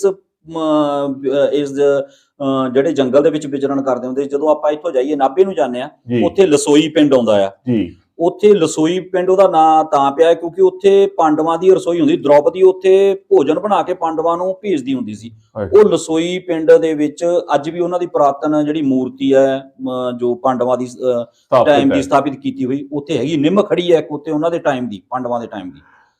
ਦੋਸਤੋ, ਜਿਹੜਾ ਬਾਬਾ ਪੁਰਸ਼ੋਤਮ ਦਾਸ ਜੀ ਉਹ ਗੱਲਾਂ ਦੱਸ ਰਹੇ ਨੇ, ਜਿਹੜੀਆਂ ਗੱਲਾਂ ਕਿਤਾਬਾਂ ਚੋਂ ਨਹੀਂ ਮਿਲਣੀਆਂ ਹੈਗੀਆਂ, ਸਮਝੇ ਨਾ। ਇਹ ਇੱਕ ਜਿਹੜਾ ਇੱਕ ਆਸ਼ੀਰਵਾਦ ਇਹਨਾਂ ਨੂੰ ਮਿਲਿਆ ਹੋਇਆ, ਪਹਿਲੀ ਗੱਲ। ਦੂਜੀ ਗੱਲ, ਜਿਹੜਾ ਇਹਨਾਂ ਨੂੰ ਨੌਲੇਜ ਦਾ ਜਿਹੜਾ ਕਨਸੈਪਟ ਹੈ ਉਹ ਇਕੱਠਾ ਹੋ ਗਿਆ ਸਾਰੀਆਂ ਗੱਲਾਂ ਜਿਹੜੀਆਂ ਦੁਨਿਆਵੀ ਗੱਲਾਂ ਨੇ ਨਾ, ਉਹਨਾਂ ਨੂੰ ਛੱਡ ਕੇ ਰੂਹਾਨੀ ਗੱਲਾਂ ਜਿਹੜੀਆਂ ਉਹ ਦੱਸ ਪਾ ਰਹੇ ਨੇ। ਇੱਕ ਕੁਐਸਚਨ ਜਾਣ ਤੋਂ ਪਹਿਲਾਂ ਫਿਰ ਆਪਾਂ ਸਾਰੀ ਜਗ੍ਹਾ ਦੇ ਦਰਸ਼ਨ ਕਰਾਵਾਂਗੇ। ਹਾਂਜੀ ਹਾਂਜੀ। ਮੈਂ ਹਰ ਇੱਕ ਸੰਤਾਂ ਨੂੰ ਪੁੱਛਦਾ ਰਹਿਣਾ, ਹਾਂਜੀ, ਮਾਫ ਕਰਿਓ ਸ਼ਾਇਦ ਕੁਐਸਚਨ ਗਲਤ ਵੀ ਹੋਵੇ, ਕਿ ਸੰਤਾਂ ਦੇ ਚਿਹਰੇ ਤੇ ਜਿਹੜਾ ਨੂਰ ਵਸਦਾ ਹੈ, ਹਾਂਜੀ, ਉਹ ਕਿਵੇਂ ਵਸਦਾ ਹੈ? ਇਹ ਕੁਐਸਚਨ ਬਹੁਤ ਔਖਾ ਹੈ, ਟਫ ਹੈ। ਜਦੋਂ ਨਹੀਂ ਟਫ ਵੀ ਹੈ, ਤੁਸੀਂ ਜਦੋਂ ਕਿਸੇ ਅੱਛਾਈ ਨੂੰ ਜਦੋਂ ਤੁਸੀਂ ਗ੍ਰਹਿਣ ਕਰਦੇ ਹੋ ਨਾ, ਵਸਤਰ ਹੈ ਜੀ, ਆਪਾਂ ਜਦੋਂ ਤੁਸੀਂ ਅੱਛੀ ਕੁਆਲਿਟੀ ਦਾ ਤੁਹਾਡੇ ਵਸਤਰ ਪਾਇਆ ਹੋਊਗਾ ਨਾ, ਤੁਹਾਡਾ ਬ੍ਰਾਂਡ ਦੇਖ ਕੇ ਅਗਲੇ ਨੇ ਕਹਿਣਾ ਬਹੁਤ ਵਧੀਆ, ਬਹੁਤ ਅੱਛਾ। ਤੁਸੀਂ ਆਪਾਂ ਜਦੋਂ ਚਿਹਰੇ ਦੇ ਉੱਤੇ ਨੂਰ, ਮਹਾਪੁਰ ਜਿਹੜੇ ਤਕਰੀਬਨ ਜਿੰਨੇ ਵੀ ਸੰਤ ਨੇ ਨਾ, ਉਹਨਾਂ ਦੇ ਚਿਹਰੇ ਤੇ ਨੂਰ ਹੋਊਗਾ ਕਿਉਂਕਿ ਉਹ ਪ੍ਰਮਾਤਮਾ ਦੇ ਨਾਲ ਜੁੜੇ ਹੁੰਦੇ ਆ ਜੀ। ਜਾਂ ਅਗਰ ਸ਼ਬਦ ਦੀ ਜਿਹੜੀ ਕਮਾਲ ਹੈ, ਜਿਹੜੀ ਇਹ ਸ਼ਬਦ ਦਾ ਹੀ ਕਮਾਲ ਹੁੰਦਾ, ਜਿਹੜੇ ਗੁਰੂ ਜਨਾਂ ਤੋਂ ਪ੍ਰਾਪਤ ਹੁੰਦਾ ਸ਼ਬਦ। ਵੈਸੇ ਤਾਂ ਜਿਹੜੇ ਅਨੇਕ ਕੋਟੀ ਮੰਤਰਾਣੀ ਚਿਤ ਵਿਆਕੁਲ ਕਾਰਨ ਗੁਰੂ ਕਿਰਪਾ ਪ੍ਰਾਪਤਮ ਏਕਮ ਸਿਆਤ ਸਰਵ ਸਿੱਧੀ ਦਦਾਮ, ਕਹਿੰਦੇ ਵੀ ਜਿਹੜੇ ਸ਼ਬਦ ਵੇਦ ਕੀ ਨੇ, ਸ਼ਬਦ ਨੇ, ਸ੍ਰੀ ਗੁਰੂ ਗ੍ਰੰਥ ਸਾਹਿਬ ਸ਼ਬਦ ਨੇ, ਉਹਦੇ ਵਿੱਚ ਅਨੇਕਾਂ ਸ਼ਬਦ ਨੇ ਜਿਨ੍ਹਾਂ ਤੋਂ ਆਪਾਂ ਲੋਕ ਆਪਣਾ ਭਲਾ ਕਰ ਸਕਦੇ ਨੇ ਆਪਣੇ ਆਪ ਹੀ, ਕਿਸੇ ਦੂਸਰੇ ਦੇ ਕਰਨ ਦੀ ਜ਼ਰੂਰਤ ਨਹੀਂ। ਅਸੀਂ ਆਪ ਸਵੈਮ ਆਪਣਾ ਜੀਵਨ ਸਵਾਰ ਸਕਦੇ ਹਾਂ ਜੇ ਉਹਨਾਂ ਸ਼ਬਦਾਂ ਨੂੰ ਗ੍ਰਹਿਣ ਕਰੀਏ। ਪਰ ਗੁਰੂ ਕਿਰਪਾ ਪ੍ਰਾਪਤਮ ਏਕਮ ਸਿਆਤ ਸਰਬ ਸਿੱਧੀ ਦਦਾਮ, ਅਗਰ ਗੁਰੂ ਜਨਾਂ ਦੀ ਕਿਰਪਾ ਹੋ ਜਾਵੇ ਤਾਂ ਉਹ ਸ਼ਬਦ ਆਪਾਂ ਨੂੰ ਦੇ ਮਿਲ ਦੇਣ। ਜਾਵੇ, ਉਹ ਦੇ ਦੇਣ, ਹਾਂ। ਤਾਂ ਉਹ ਸ਼ਬਦ ਜਿਹੜਾ ਆ ਆਪਾਂ ਨੂੰ ਉਹ ਤਾਰ ਦਿੰਦਾ, ਹਾਂ ਤਾਰ ਦਿੰਦਾ, ਉਹ ਪਰਮ ਪਦ ਦੀ ਪ੍ਰਾਪਤੀ ਕਰਵਾ ਦਿੰਦਾ। ਪਾਰ ਉਤਾਰ। ਪਾਰ ਇੱਕ ਗੱਲ ਉਤਾਰ ਕਹੀ ਜਾਂਦੀ ਹੈ, ਚਲੋ ਅਸੀਂ ਦੁਨਿਆਵੀ ਗੱਲ ਹੀ ਪੁੱਛ ਲੈਂਦੇ ਹੁੰਦੇ ਹਾਂ ਹਰ ਵਾਰ, ਤੇ ਵੀ ਜਿਹੜੇ ਫਕੀਰਾਂ ਕੋਲ, ਸੰਤਾਂ ਕੋਲ, ਜਿਨ੍ਹਾਂ ਦੀ ਲਿਵ ਲੱਗੀ ਹੁੰਦੀ ਹੈ, ਹਾਂਜੀ ਉਹਨਾਂ ਦੀ ਤਾਂ ਗੱਲ ਰੱਬ ਵੀ ਨਹੀਂ ਮੋੜਦਾ। ਰੱਬ ਆਪਦੀ ਗੱਲ ਮੋੜ ਸਕਦਾ ਕਹਿ ਕੇ, ਪਰ ਉਹਨਾਂ ਦੀ ਨਹੀਂ ਮੋੜਦਾ। ਹਾਂ, ਜਿਹੜੇ ਦੇਖੋ ਪੁਰਾਣੇ ਬ੍ਰਹਮ ਗਿਆਨੀ ਜਿਹੜੇ ਬ੍ਰਹਮ ਗਿਆਨੀ ਮਹਾਪੁਰਸ਼ ਹੋਏ ਨੇ, ਸੰਤ ਬਾਬਾ ਅਤਰ ਸਿੰਘ ਜੀ। ਦੇਖੋ ਵਾਹ ਇਹ ਵਾਹ, ਚੀਮਾ ਜਿਹੜੀ ਧਰਤੀ ਹੈ, ਸੰਤ ਬਾਬਾ ਅਤਰ ਅਸੀਂ ਸਿੰਘ ਜੀ ਭਾਗਾਂ ਦੀ ਵਾਲੇ, ਜਨਮ ਭੂਮੀ ਹੈ। ਭਾਗਾਂ ਵਾਲੇ ਆ। ਔਰ ਇੱਥੇ ਚੀਮੇ ਦੇ ਵਿੱਚ ਇੱਕ ਸੰਤ ਬਾਬਾ ਭੋਲਾ ਗਿਰ ਜੀ ਹੋਏ ਨੇ, ਜਿਨ੍ਹਾਂ ਨੇ ਦੇਹ ਸਮੇਤ ਜਿਨ੍ਹਾਂ ਨੇ ਜੀਵਿਤ ਦੀ ਸਮਾਧੀ ਲਈ ਹੋਈ ਬਾਬਾ ਹੈ। ਆਨੰਦ ਸਿੰਘ ਜੀ, ਬਾਬਾ ਆਨੰਦ ਸਿੰਘ ਬਾਬਾ ਜੀ ਹੋਏ ਈਸਰ ਨੇ, ਸਿੰਘ ਜੀ, ਹਨਾ। ਬਾਬਾ ਸਰਜੂ ਦਾਸ ਜੀ ਹੋਏ ਨੇ, ਔਰ ਹਨਾ। ਸਰਜੂ ਦਾਸ ਜੀ, ਉਦਾਸੀਨ ਸੰਪਰਦਾਇ ਦੇ ਵਿੱਚ ਨਗਨ ਬਾਬਾ ਜੀ ਹੋਏ ਨੇ, ਹਨਾ। ਹਾਂਜੀ ਤੇ ਬਾਬਾ ਸਾਹਿਬ ਦਾਸ ਜੀ, ਹਨਾ। ਐਸੇ ਮਹਾਪੁਰਸ਼ ਬਾਬਾ ਸਹਿਜ ਰਾਮ ਜੀ ਹੋਏ ਨੇ, ਜਿਹੜੇ ਕਿ ਬ੍ਰਹਮ ਗਿਆਨੀ ਸਾਹਿਬ, ਬ੍ਰਹਮ ਗਿਆਨੀ ਮਹਾਪੁਰਸ਼ ਹੋਏ ਨੇ, ਜਿਹੜੇ ਜਿਨ੍ਹਾਂ ਦੇ ਪ੍ਰਤੀ ਆਪਾਂ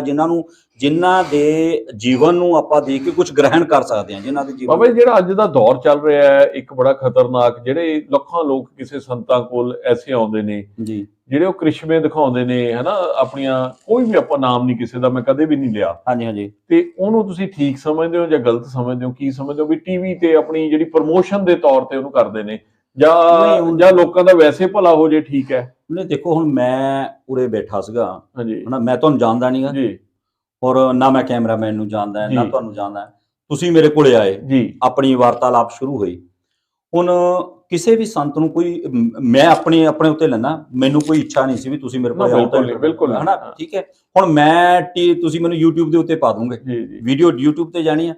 ਕੱਲ ਨੂੰ ਮੈਨੂੰ ਦੇਖ ਕੇ ਕਹਿਣਗੇ ਵੀ ਇਹਨਾਂ ਨੇ ਆਪਣੀ ਪ੍ਰੋਮੋਸ਼ਨ ਲਈ ਸ਼ਾਇਦ ਕੋਈ ਚੈਨਲ ਵਾਲੇ ਸੱਦੇ ਹੋਣਗੇ। ਨਹੀਂ ਬਾਬਾ ਜੀ, ਇਹਦਾ ਕੁਐਸਚਨ ਡਿਫਰੈਂਟ ਹੈ ਜੀ। ਨਹੀਂ, ਡਿਫਰੈਂਟ ਤਾਂ ਹੈਗਾ। ਮੈਂ ਕਹਿੰਦਾ ਵੀ ਜਿਹਦੇ ਕੋਲ ਲੱਖਾਂ ਆਉਂਦੇ ਨੇ, ਜਿਹੜੇ ਚੈਨਲਾਂ ਤੇ ਐਡ ਆਉਂਦੀ ਹੈ, ਕੋਈ ਆਉਂਦਾ, ਉਹ ਚੀਜ਼ ਹੈ। ਮੈਂ ਇਹ ਕਹਿੰਦਾ ਵੀ ਜਿੱਥੋਂ ਕੁਝ ਸਮਾਜ ਨੂੰ ਕੁਝ ਮਿਲ ਰਿਹਾ ਹੈ, ਚਾਹੇ ਉਹ ਟੀਵੀ ਚੈਨਲ ਦੇ ਮਾਧਿਅਮ ਤੋਂ ਮਿਲ ਰਿਹਾ ਹੈ, ਚਾਹੇ ਉਹ ਟੀਵੀ ਚੈਨਲ ਦੇ ਮਾਧਿਅਮ ਤੋਂ ਨਹੀਂ ਮਿਲ ਰਿਹਾ ਨਾ, ਅਗਰ ਕੁਝ ਸੇਧ ਮਿਲ ਰਹੀ ਹੈ ਕਿਸ ਸਮਾਜ ਨੂੰ ਆਪਣੇ ਨੂੰ, ਉਹ ਅੱਛਾ ਹੈ। ਬਾਬਾ ਗੱਲਾਂ ਨਾਲ ਤਾਂ ਸੇਧ ਮਿਲਦੀ ਹੈ। ਮੇਰਾ ਕੁਐਸਚਨ ਬਿਲਕੁਲ ਹੀ ਅਲੱਗ ਸੀਗਾ। ਮੈਂ ਸਮਝ ਗਿਆ ਜਿਹੜਾ ਲੱਖਾਂ ਲੋਕਾਂ ਨੂੰ ਕਹਿੰਦੇ ਆ ਵੀ ਸਾਰੇ ਠੀਕ ਹੋ ਜਾਓ, ਵੀ ਇਹ ਪੋਸੀਬਲ ਹੈ? ਮੇਰਾ ਗੱਲ ਕੁਐਸਚਨ ਉਲਟ ਨਹੀਂ ਹੈ, ਮੇਰਾ ਇੱਕ ਪੋਸੀਬਲ ਹੈ, ਮੈਂ ਕਹਿ ਰਿਹਾ। ਨਹੀਂ, ਅਗਰ ਲੱਖਾਂ ਲੋਕ ਬੈਠ ਕੇ ਇੱਕ ਸ਼ਬਦ ਦਾ ਉਚਾਰਨ ਕਰਨ, ਇੱਕ ਸ਼ਬਦ ਨੂੰ ਰਟਣ, ਤਾਂ ਉਹਨਾਂ ਦਾ ਪਾਰ ਉਤਾਰਾ ਹੋਊਗਾ। ਉਹੀ ਉਹਨਾਂ ਦਾ ਪਾਰ ਉਤਾਰਾ ਹੋਊਗਾ। ਹਾਂ, ਤੇ ਬਾਬਾ ਜੀ ਆਪਾਂ ਸਾਰੀ ਜਗ੍ਹਾ ਦੇ ਦਰਸ਼ਨ ਕਰਦੇ ਆ, ਤੁਸੀਂ ਸਾਨੂੰ ਇੰਨਾ ਟਾਈਮ ਦੇ ਰਹੇ ਹੋ, ਸਾਡੇ ਲਈ ਬਹੁਤ ਹੀ ਖੁਸ਼ੀ ਦੀ ਗੱਲ ਹੈ, ਤੇ ਆਪਾਂ ਸਾਰੀ ਜਗ੍ਹਾ ਦੇ ਦਰਸ਼ਨ ਕਰਦੇ ਆ। ਮੇਰੀ ਲੱਤ ਵੀ ਸੌਂ ਗਈ। ਹਾਂ, ਸ਼ਾਇਦ ਬੈਠ ਇਹ ਸਰੂਪ ਜਿਹੜਾ ਬਾਬਾ ਸਰਜੂ ਦਾਸ ਜੀ ਦਾ, ਇਹ ਸਾਡੇ ਕੋਲ ਇੱਥੇ ਅਸਥਾਨ ਤੇ ਪਿਆ ਸੀ ਛੋਟਾ ਜਿਹਾ, ਫਿਰ ਉਹ ਮੈਂ ਪੇਂਟਿੰਗ ਬਣਵਾਈ ਸੀ। ਇਹ ਬਾਬਾ ਜੀ ਕਿੰਨੇ ਕੁ ਸਾਲ ਪੁਰਾਣਾ ਬਾਬਾ ਜੀ ਜਦੋਂ ਹੋਏ ਨੇ, ਜਦੋਂ ਮਤਲਬ ਇਸ ਧਰਤੀ ਤੋਂ ਅਲਵਿਦਾ ਕਿਹਾ ਇਹਨਾਂ ਨੇ, ਕਦੋਂ ਦੀ ਗੱਲ? ਕੋਈ 150-200 ਸਾਲ ਤਾਂ ਵੈਸੇ ਅਸੀਂ ਮਹਾਪੁਰਸ਼ਾਂ ਤੋਂ ਹੀ ਸੁਣਦੇ ਆ। ਔਰ ਇਹ ਅਸਥਾਨ ਤੇ ਬਾਬਾ ਸਰਜੂ ਦਾਸ ਜੀ ਨੇ ਕਾਫੀ ਸਮਾਂ ਰਹਿ ਕੇ ਇੱਥੇ ਤਪੱਸਿਆ ਕੀਤੀ ਸੀ ਜੀ। ਫਿਰ ਉਹਨਾਂ ਨੇ ਸਰੀਰ ਜਾ ਕੇ ਸ਼ਾਇਦ ਪਟਿਆਲੇ ਛੱਡਿਆ ਸੀਗਾ। ਅੱਛਾ ਜੀ, ਸਰੀਰ ਉਹਨਾਂ ਨੇ ਪਟਿਆਲੇ ਛੱਡਿਆ ਸੀ। ਇਹਨਾਂ ਦੀਆਂ ਸਮਾਧੀਆਂ ਕੋਈ 40 ਕੁ ਸਥਾਨ ਦੇ ਉੱਤੇ ਹੈਗੀਆਂ। ਬਾਬਾ ਜਿਸ ਤਰ੍ਹਾਂ ਕਹਿੰਦੇ ਆ ਸਰੀਰ ਜਿਹੜੇ ਸੰਤ ਹੁੰਦੇ ਨੇ ਆਪ ਹੀ ਛੱਡਦੇ ਨੇ, ਹਾਂਜੀ, ਇਹਦੇ ਬਾਰੇ ਤੁਸੀਂ ਕੀ ਕਹੋਗੇ? ਸਰੀਰ ਸੰਤ ਆਪ ਹੀ, ਜਿਨ੍ਹਾਂ ਨੇ ਭਜਨ ਕਰਨਾ, ਉਹਨਾਂ ਨੇ ਆਪਣਾ ਦੱਸ ਦੇਣਾ ਵੀ ਆਹ ਟਾਈਮ ਦੇ ਉੱਤੇ ਜਾ ਕੇ ਮੈਂ ਆਪਣਾ ਜਿਹੜਾ ਇਹ ਚੋਲਾ ਛੱਡਣਾ ਆ, ਔਰ ਨਵਾਂ ਚੋਲਾ ਜਿਹੜਾ ਉਹਨਾਂ ਨੇ ਗ੍ਰਹਿਣ ਕਰਨਾ ਹੈ ਨਾ ਜੀ। ਜਿਵੇਂ ਗੀਤਾ ਦੇ ਵਿੱਚ ਭਗਵਾਨ ਸ਼੍ਰੀ ਕ੍ਰਿਸ਼ਨ ਨਹੀਂ ਕਹਿੰਦੇ, ਵਸਾਂਸੀ ਜੀਰਣਾ ਨੀ ਜਥਾ ਵਿਆਹੇ ਨਵਾ ਨੀ ਗ੍ਰਹਿਣਾ ਤੀ ਨਰੋ ਪ੍ਰਾਣੀ। ਜਿੱਦਾਂ ਆਪਾਂ ਪੁਰਾਣੇ ਵਸਤਰਾਂ ਨੂੰ ਉਤਾਰ ਕੇ ਨਵੇਂ ਗ੍ਰਹਿਣ ਕਰਦੇ ਆ, ਆਪਣੀ ਮਰਜ਼ੀ ਨਾਲ ਕਰਦੇ ਆ, ਤੇ ਉਹ ਮਹਾਪੁਰਸ਼ ਆਪਣੀ ਮਰਜ਼ੀ ਨਾਲ ਕਰਦੇ ਆ। ਜਿਹੜੇ ਆਪਾਂ ਦੁਨਿਆਵੀ ਲੋਕ ਆ, ਉਹ ਜਾਣੀ ਕਿ ਆਪਣੀ ਮਰਜ਼ੀ ਨਾਲ ਨਹੀਂ ਕਰ ਸਕਦੇ, ਉਹ ਤਾਂ ਬਿਮਾਰੀਆਂ ਨਾਲ ਲੜ ਕੇ ਅੱਜ ਕੱਲ ਜਾਣਾ ਪੈ ਰਿਹਾ। ਇਹ ਗੁਰੂ ਜੀ ਕਿਹੜੇ ਆ ਜੀ, ਆਪਾਂ ਸਾਰਿਆਂ ਦੇ ਦਰਸ਼ਨ ਕਰਾਈਏ? ਇਹ ਬਾਬਾ ਬਚਨਦਾਸ ਜੀ ਨੇ, ਇਹ ਮੇਰੇ ਵੱਡੇ ਗੁਰੂ ਭਾਈ ਨੇ। ਅਸੀਂ ਜਣੀ 8 ਸ਼ਿਸ਼ ਸੀਗੇ। ਸ਼੍ਰੀ ਯੋਗੀ ਨਾਰਾਇਣ ਜੀ, ਇਹ ਮੇਰੇ ਗੁਰੂ ਮਹਾਰਾਜ ਜੀ ਨੇ।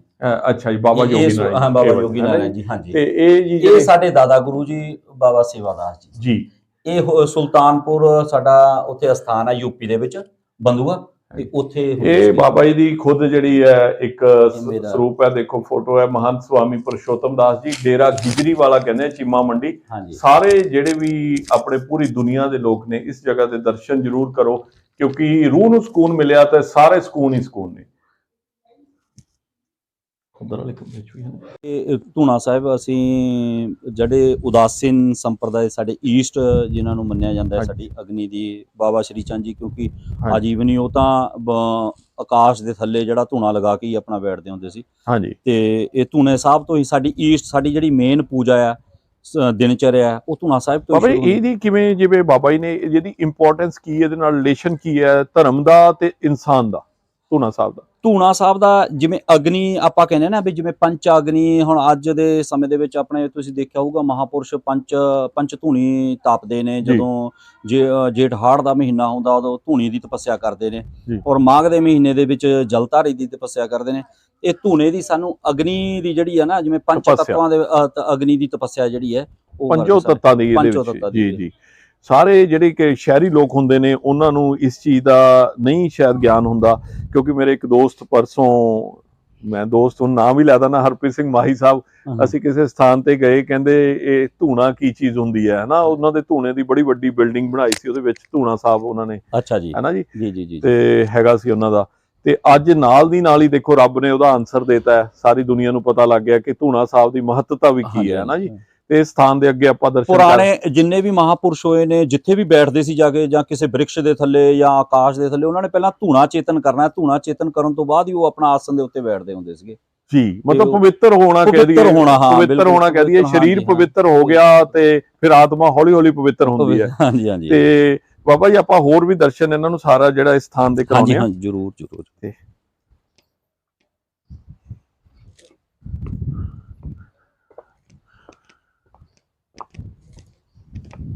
ਇਹ ਤਾਂ ਅਸੀਂ ਹੁਣੀ ਇਹਨੂੰ ਬਿਲਡ ਕਰ ਰਹੇ ਹਾਂ। ਬਾਬਾ ਜਿਸ ਤਰ੍ਹਾਂ ਇਹਦੀ ਗੱਲ ਕੀਤੀ ਹੈ ਮੇਰੀ, ਉਹ ਬ੍ਰਿਕਸ਼ ਜਿਹੜਾ ਪੁਰਾਣਾ, ਅੱਛਾ ਉਹ ਵਾਲਾ, ਉਹ ਬ੍ਰਿਕਸ਼, ਉਹਦੀ ਗੱਲ ਕਰ ਲਾਂਗੇ ਫਿਰ। ਹਾਂ ਹਾਂ ਬਾਬਾ ਜੀ ਜਿਸ ਤਰ੍ਹਾਂ ਇਹ ਦਰਖਤ ਵੀ ਬਹੁਤ ਪੁਰਾਣਾ ਲੱਗ ਰਿਹਾ ਹੈ ਨਾ, ਹਾਂਜੀ, ਇਹ ਥੋੜਾ ਜਿਹਾ ਇਹਦਾ ਨਾ ਸਾਇੰਟੀਫਿਕਲ, ਕਿਉਂਕਿ ਤੁਸੀਂ ਤਾਂ ਯੋਗਾਚਾਰੀਆ ਵੀ ਕਹਿ ਸਕਦੇ ਆ ਤੁਹਾਨੂੰ, ਤੇ ਯੋਗ ਨਾਲ ਰਿਲੇਸ਼ਨ ਕਰਕੇ ਜਾਂ ਸਰੀਰ ਨਾਲ ਸੰਬੰਧ ਕਰਕੇ ਵੀ ਇਹਦੇ ਥੱਲੇ ਬੈਠ ਕੇ ਕੀ ਸਕੂਨ ਮਿਲਦਾ ਹੈ? ਬਿਲਕੁਲ ਬਿਲਕੁਲ। ਇਹਦਾ ਦੇਖੋ ਆਕਸੀਜਨ ਸੰਘਣਾ ਦਰਖਤ ਹੈ ਬਿਲਕੁਲ। ਔਰ ਜਦੋਂ ਹੁਣ ਤੁਸੀਂ ਪਿੱਛੇ ਦੇਖਿਆ ਹੋਣਾ ਕਰੋਨਾ ਦਾ ਜਦੋਂ ਦੌਰ ਆਇਆ ਨਾ 2 ਸਾਲ, ਤੇ ਮੈਂ ਉਦੋਂ ਕਰੋਨਾ ਦੇ ਵਿੱਚ 6 ਮਹੀਨੇ ਮੈਂ ਰਸ਼ੀਆ ਗਿਆ ਹੋਇਆ ਸੀ, ਤੇ ਮੈਂ ਰਸ਼ੀਆ ਉੱਥੇ ਜਨਕੀ ਉਹ ਹੋ ਗਿਆ, ਦੁਨੀਆ ਸਭ ਤੋਂ ਘੱਟ ਟੈਂਪਰੇਚਰ ਸਟਕ ਹੋ ਗਿਆ। ਮੈਂ ਉੱਥੇ 6 ਮਹੀਨੇ ਰਿਹਾ, ਤੇ ਮੈਂ ਜਦੋਂ ਵਾਪਿਸ ਆਇਆ, ਤੁਸੀਂ ਮੰਨੋਗੇ ਨਹੀਂ, ਬਾਹਰ ਇੱਕ ਲੋਕਾਂ ਨੂੰ ਜਾਂ ਤਾਂ ਇੱਕ ਘਬਰਾਹਟ ਸੀ ਉਹਦੀ ਕਰੋਨਾ ਦੀ, ਜਿਵੇਂ ਨਾ ਵੀ ਕਰੋਨਾ ਦੇ ਵਿੱਚ ਸ਼ਾਇਦ ਉਹਨਾਂ ਨੂੰ ਨੈਚੁਰਲ ਤੌਰ ਤੇ ਲੋਕ ਆਕਸੀਜਨ ਦੀ ਕਮੀ ਮਹਿਸੂਸ ਕਰਨ ਲੱਗ ਪਏ ਸੀ। ਪਰ ਇਸ ਸਥਾਨ ਦੇ ਉੱਤੇ ਆ ਕੇ ਨਾ, ਜਦੋਂ ਵੀ ਕੋਈ ਆਉਂਦਾ ਸੀ ਉਹ ਇਹ ਕਹਿੰਦਾ ਸੀਗਾ ਵੀ ਬਾਬਾ ਜੀ ਇੱਥੇ ਜਿਹੜੇ ਬਾਬਾ ਜੀ ਨਾਲ ਹੀ ਜੁੜਦੀ ਗੱਲ, ਕਿਉਂਕਿ ਆਪਾਂ ਗੱਲਾਂ ਸ਼ੇਅਰ ਕਰ ਰਹੇ ਹਾਂ, ਲੋਕਾਂ ਦਾ ਭਲਾ ਵੀ ਹੋਊਗਾ ਇਹਨਾਂ ਗੱਲਾਂ ਨਾਲ। ਜਿਵੇਂ ਮੇਰਾ ਕੈਨੇਡਾ ਵੀ ਘਰ ਹੈ, ਤੇ ਮੈਂ ਇਸ ਕਰਕੇ ਨਹੀਂ ਰਹਿੰਦਾ ਕਿਉਂਕਿ ਉੱਥੇ ਕੁਦਰਤ ਬੜੀ ਦੂਰ ਹੈ। ਕਿਉਂਕਿ ਆਕਸੀਜਨ ਅਗਰ ਦੇਖਿਆ ਜਾਵੇ ਉੱਥੇ 6 ਮਹੀਨੇ ਤਾਂ ਆਕਸੀਜਨ ਹੁੰਦੀ ਨਹੀਂ, ਸਮਝ ਲਓ। ਠੀਕ ਹੈ, ਹਾਂਜੀ। ਕਿਉਂਕਿ ਬਰਫ਼ ਕਰਕੇ, ਸਨੋ ਕਰਕੇ, ਹੈ ਨਾ, ਆਕਸੀਜਨ ਬਿਲਕੁਲ ਹੀ ਖਤਮ ਹੋ ਜਾਂਦੀ ਹੈ। ਉਹ ਮੇਰੇ ਮਨ ਦੇ ਵਿੱਚ, ਤੁਸੀਂ ਕੁਦਰਤ ਨੂੰ ਇਨਸਾਨ ਨਾਲ ਕਿਵੇਂ ਜੋੜਦੇ ਹੋ?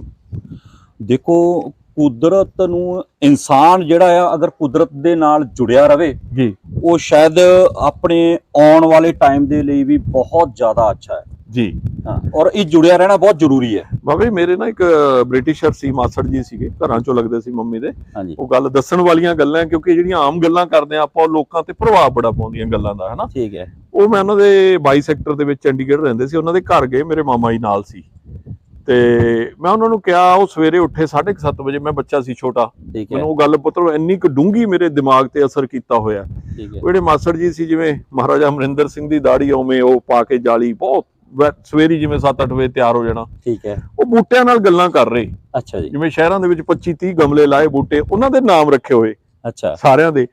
ਓਏ ਕਾਕੇ ਤੂੰ ਅੱਜ ਰੁੱਸਿਆ ਬੈਠਾ ਹੈ।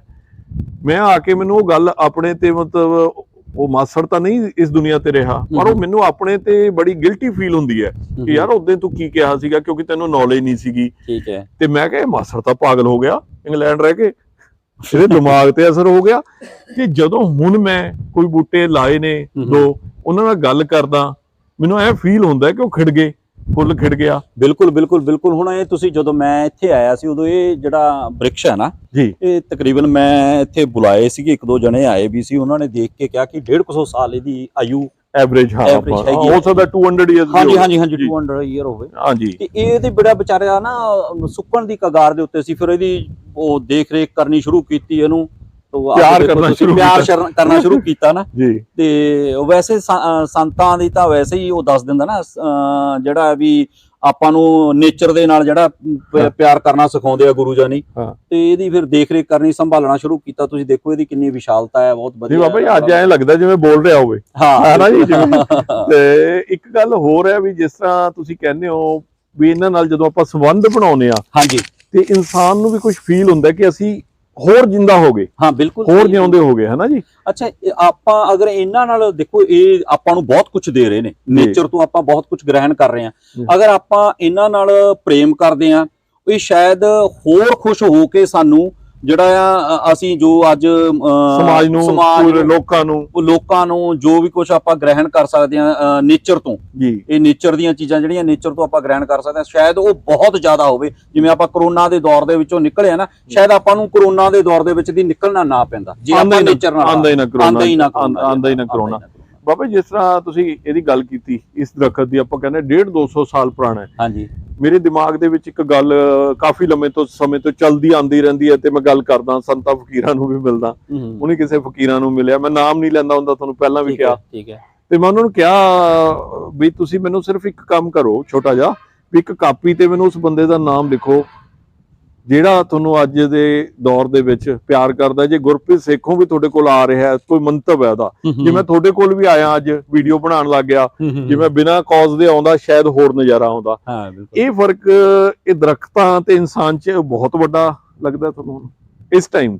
ਇਸ ਟਾਈਮ ਇਹ ਲੱਗਦਾ ਹੈ ਨਾ ਜੀ। ਇਹ ਤੁਹਾਡਾ ਬਹੁਤ ਸੋਹਣਾ ਇੱਕ ਆਪਾਂ ਨੇ ਇੰਨਾ ਕੀ ਇਹ ਬਾਬਾ ਜੀ, ਇਹ ਸਥਾਨ ਦੀ ਆਪਾਂ ਗੱਲ ਕੀਤੀ ਸੀਗੀ ਉੱਥੇ, ਤੇ ਥੋੜਾ ਜਿਹਾ ਇਹਨੂੰ ਪੂਰਾ ਇਹਨੂੰ ਐਲੈਬੋਰੇਟ ਕਰੋ ਵੀ ਕੀ। ਇਹ ਤਲਾਈ ਜਿਹੜੀ ਹੈ ਨਾ, ਇਹ ਬਾਬਾ ਸਰਜੂ ਦਾਸ ਜੀ ਦੇ ਸਮੇਂ ਦੀ ਹੋਈ ਹੈ ਜੀ, ਤੇ ਉਹਨਾਂ ਨੇ ਇੱਥੇ ਤਪੱਸਿਆ ਕੀਤੀ। ਵੈਸੇ ਤਾਂ ਇਹ ਦੱਸਦੇ ਨੇ ਵੀ ਇਹ ਤਲਾਈ ਜਿਹੜੀ ਹੈ ਉਹਨਾਂ ਟਾਈਮਾਂ, ਜਿਵੇਂ ਸੰਤ ਗੁਰਮੁਖਾਂ ਦੇ ਮੁਖ ਤੋਂ ਅਸੀਂ ਸੁਣਨ ਨੂੰ ਮਿਲਿਆ ਵੀ ਇੱਥੇ ਉਹਨਾਂ ਨੇ ਤਪੱਸਿਆ ਕੀਤੀ। ਕੋਈ ਪੁਰਾਣੇ ਟਾਈਮ ਦੇ ਵਿੱਚ ਸੰਤ ਆਏ, ਉਹ ਆ ਕੇ ਕਹਿੰਦੇ ਵੀ ਅਸੀਂ ਤੁਹਾਡੇ ਨਾਲ ਇੱਥੇ ਜੀ ਉਹ ਲੁਕਣ ਮਿੱਟੀ ਖੇਲਣੀ ਹੈ। ਅੱਛਾ ਜੀ, ਛੁਪਣ ਛੁਪਾਈ ਖੇਲਣਾ।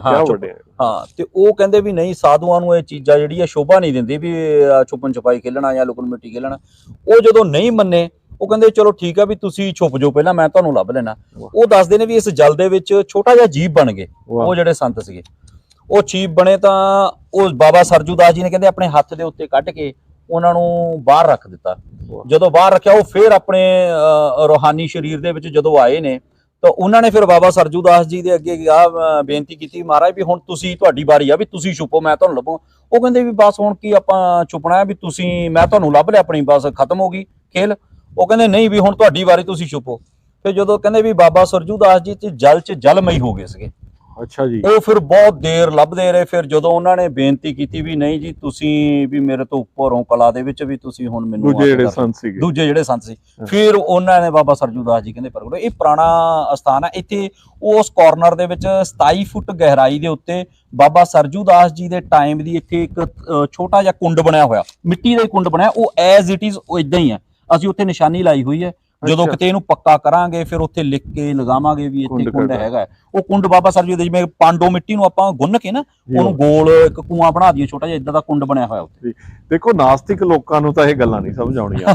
ਮਾਫ ਕਰਿਓ ਦੋਸਤੋ, ਨਾਸਤਿਕ ਲੋਕਾਂ ਨੂੰ ਨਹੀਂ ਗੱਲਾਂ ਸਮਝ ਆਉਣੀਆਂ। ਸਾਹਿਬ ਬਾਬਾ ਸਰਜੂ ਦਾਸ ਜੀ ਦੇ ਇਹ ਵੀ ਆਜੋ ਬਈ, ਹਾਂ ਦਿਖਾਈਏ ਇਹਨਾਂ ਨੂੰ, ਦਰਸ਼ਨ ਹੀ ਕਰਾ ਦਈਏ ਜੀ। ਖੋਲ ਦੋ, ਹਾਂ ਖੋਲ ਕੇ।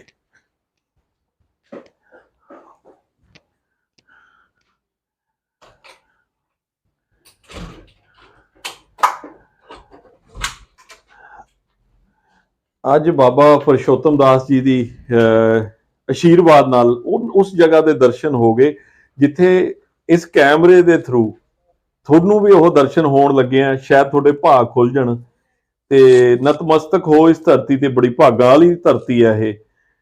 ਇਸ ਧਰਤੀ ਦਾ ਆਸ਼ੀਰਵਾਦ ਲਓ, ਕਿਉਂਕਿ ਸਾਰੀ ਚੂਨੇ ਇੱਟ ਦੀ ਚੜਾਈ ਹੈ। ਇਹਦੀਆਂ ਦੀਵਾਰਾਂ ਵੀ ਇੰਨੇ ਚੌੜੀਆਂ ਨੇ ਜੀ ਗੁਰੂ ਜੀ।